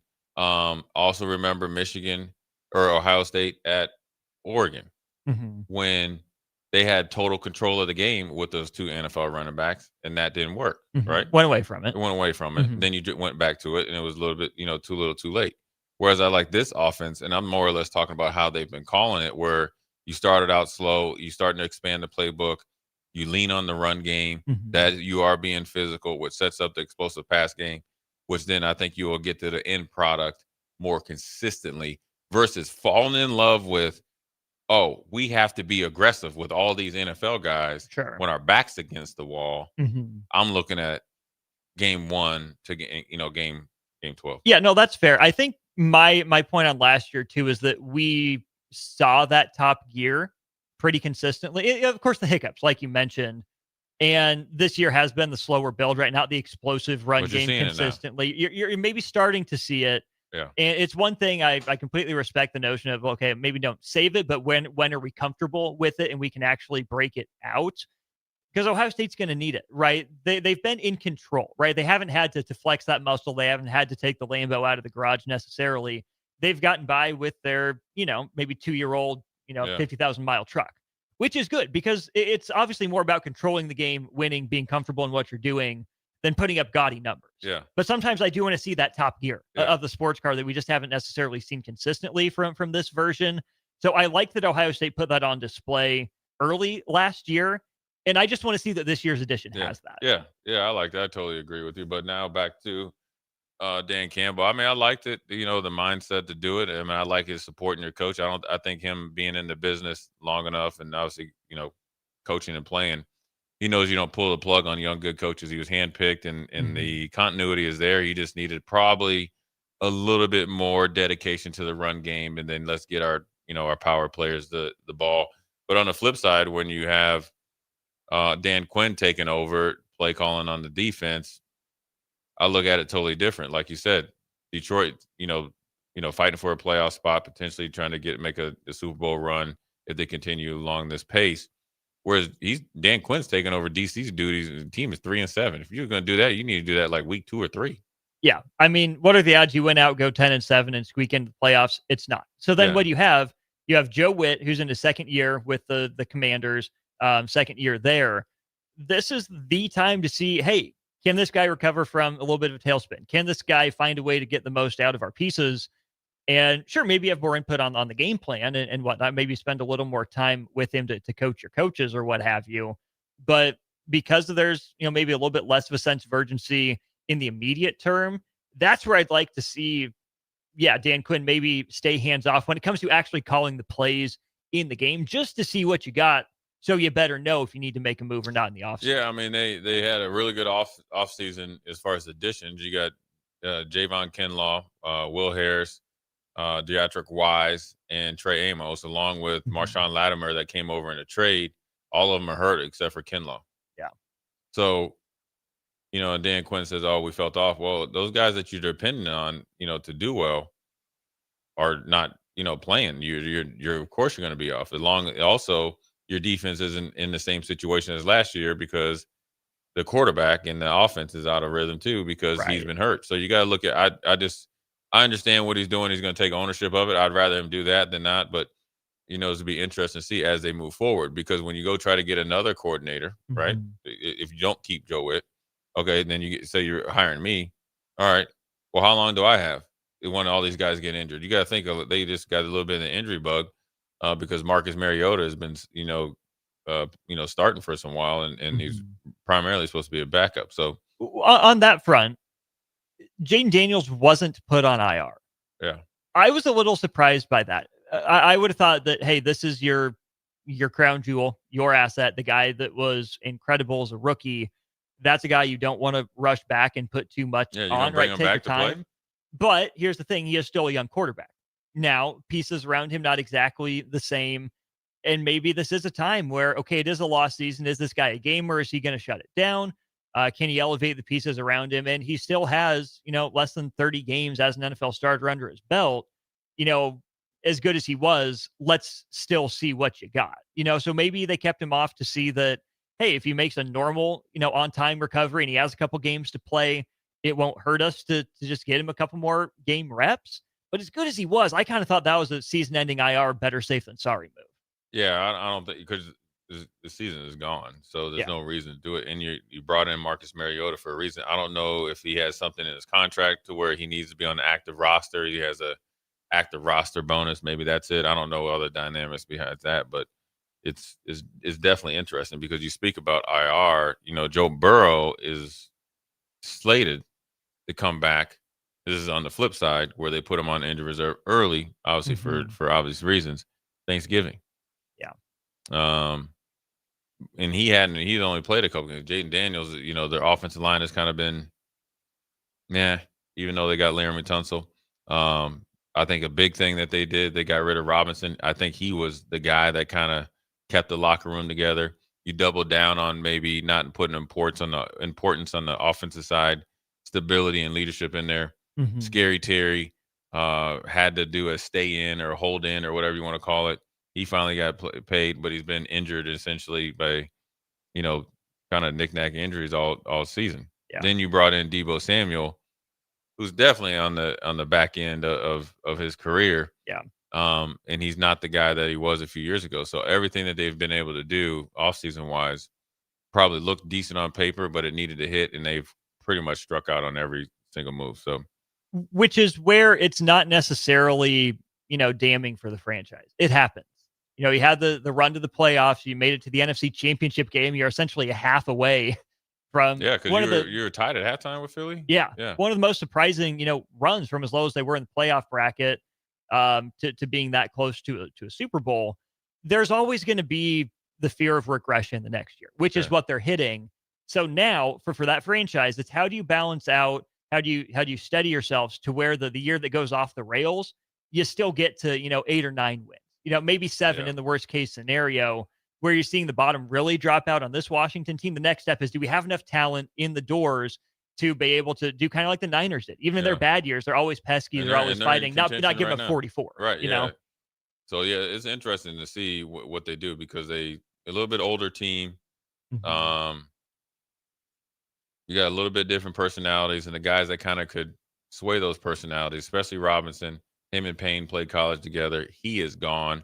And you saw what he was able to do for a little bit for the 49ers when he comes in and relieves McCaffrey. So they got to look internally before you start looking at, the scheme and all that. But I'm sure Dan Quinn, being up. Anytime the head coach would come in there calling defensive plays, you better get it going. You better get it going. If you have an effort problem or execution problem or you looked off, And maybe that's what he talks about where we looked off, because one of the biggest things they do, they run cover 3 and they expect tremendous amount of effort. Okay. Thank you for bringing that up, because I was just going to throw out the fact that Dan Quinn doesn't have the same type of dudes and athletes as he did in Seattle. Oh, he didn't have Hall of Fame. Believe it or not, not even really one of them. Yeah, they're not a Cam and that was Gus Bradley's downfall. Yeah. Right from that same tree, right? Yeah. Dan Quinn, wildly successful with the Legion of Boom. Gus Bradley comes and takes over or learns under Dan Quinn, gets the job. Yeah. He's an Indy. You just don't have the same You don't. dudes. Those guys are not. You can't replicate that. No. You just can't.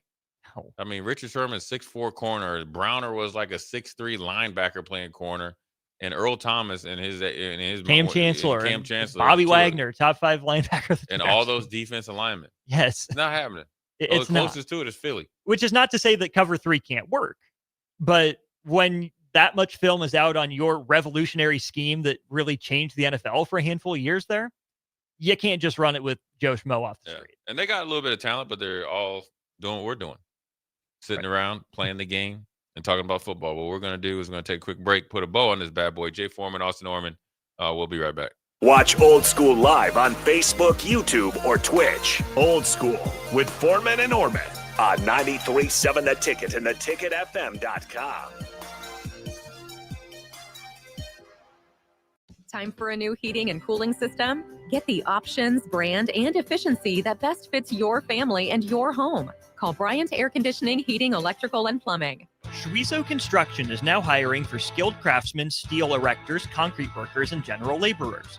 Schwieso Construction offers great benefits like premium wages, health and dental insurance, paid holidays and vacation, 401k with company match, life insurance, and disability insurance. They pride themselves on a legacy of 40 years built on integrity and trust. Joining their team means becoming part of a family that values hard work, dedication, and mutual respect. Apply today at schwieso.com.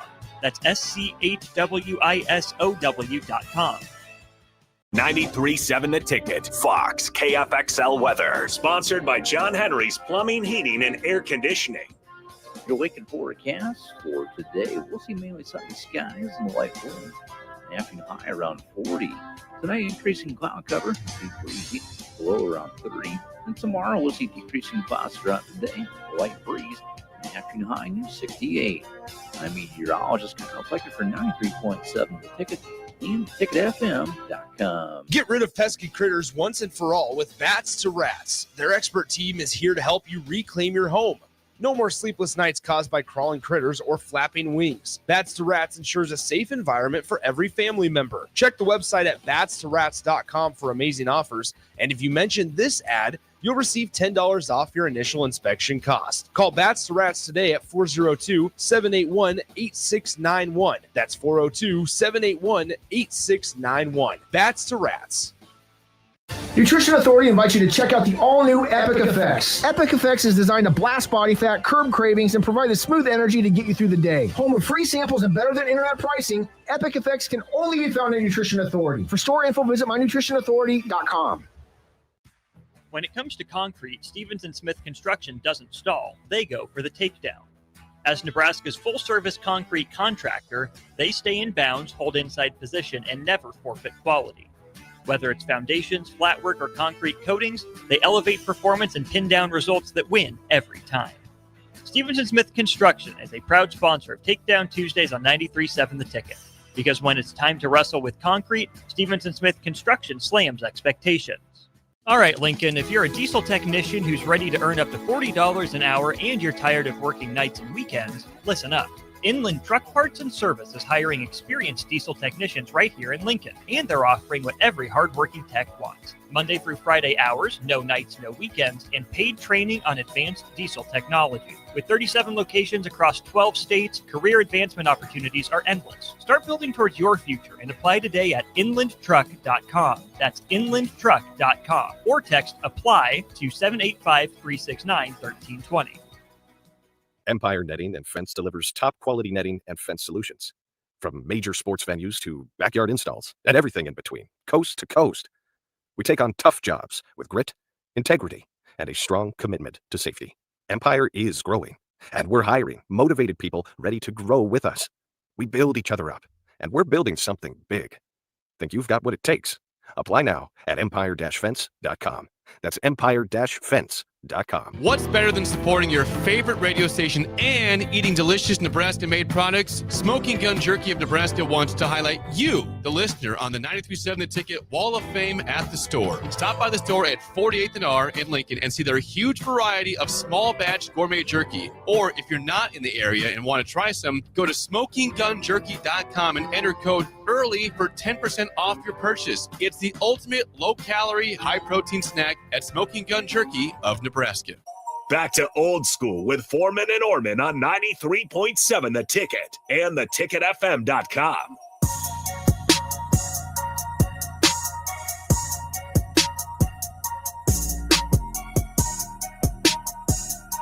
Last segment, Jay Foreman, Austin Orman, Old School. About to send you off into Monday Night Football, Austin. Indeed. Green Bay Packers against the Eagles. Who you got?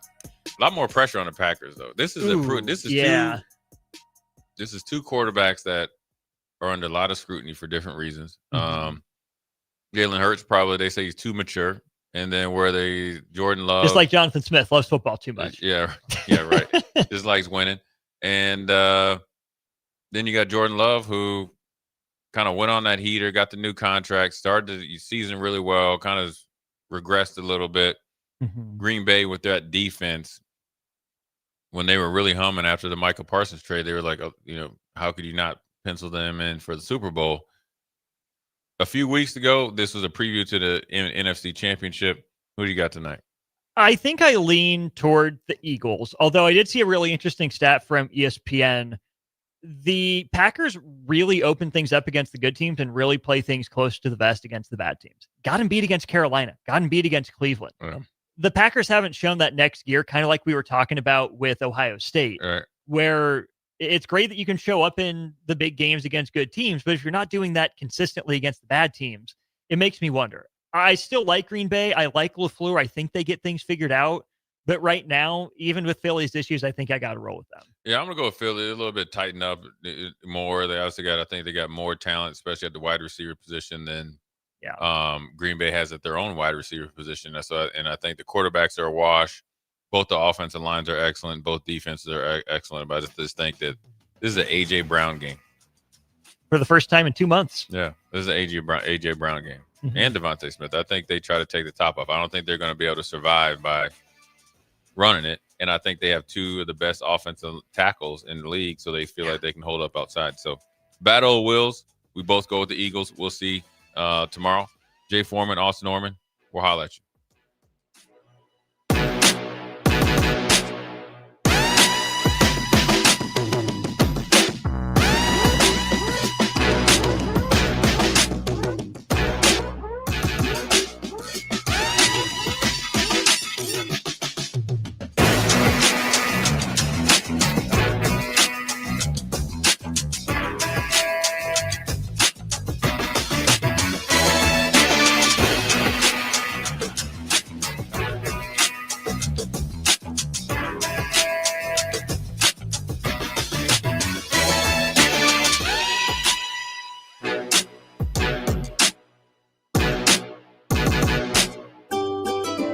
Load up on meat and more this fall at the Mercado by Certified Piedmontese. From now through the end of November, Ferndale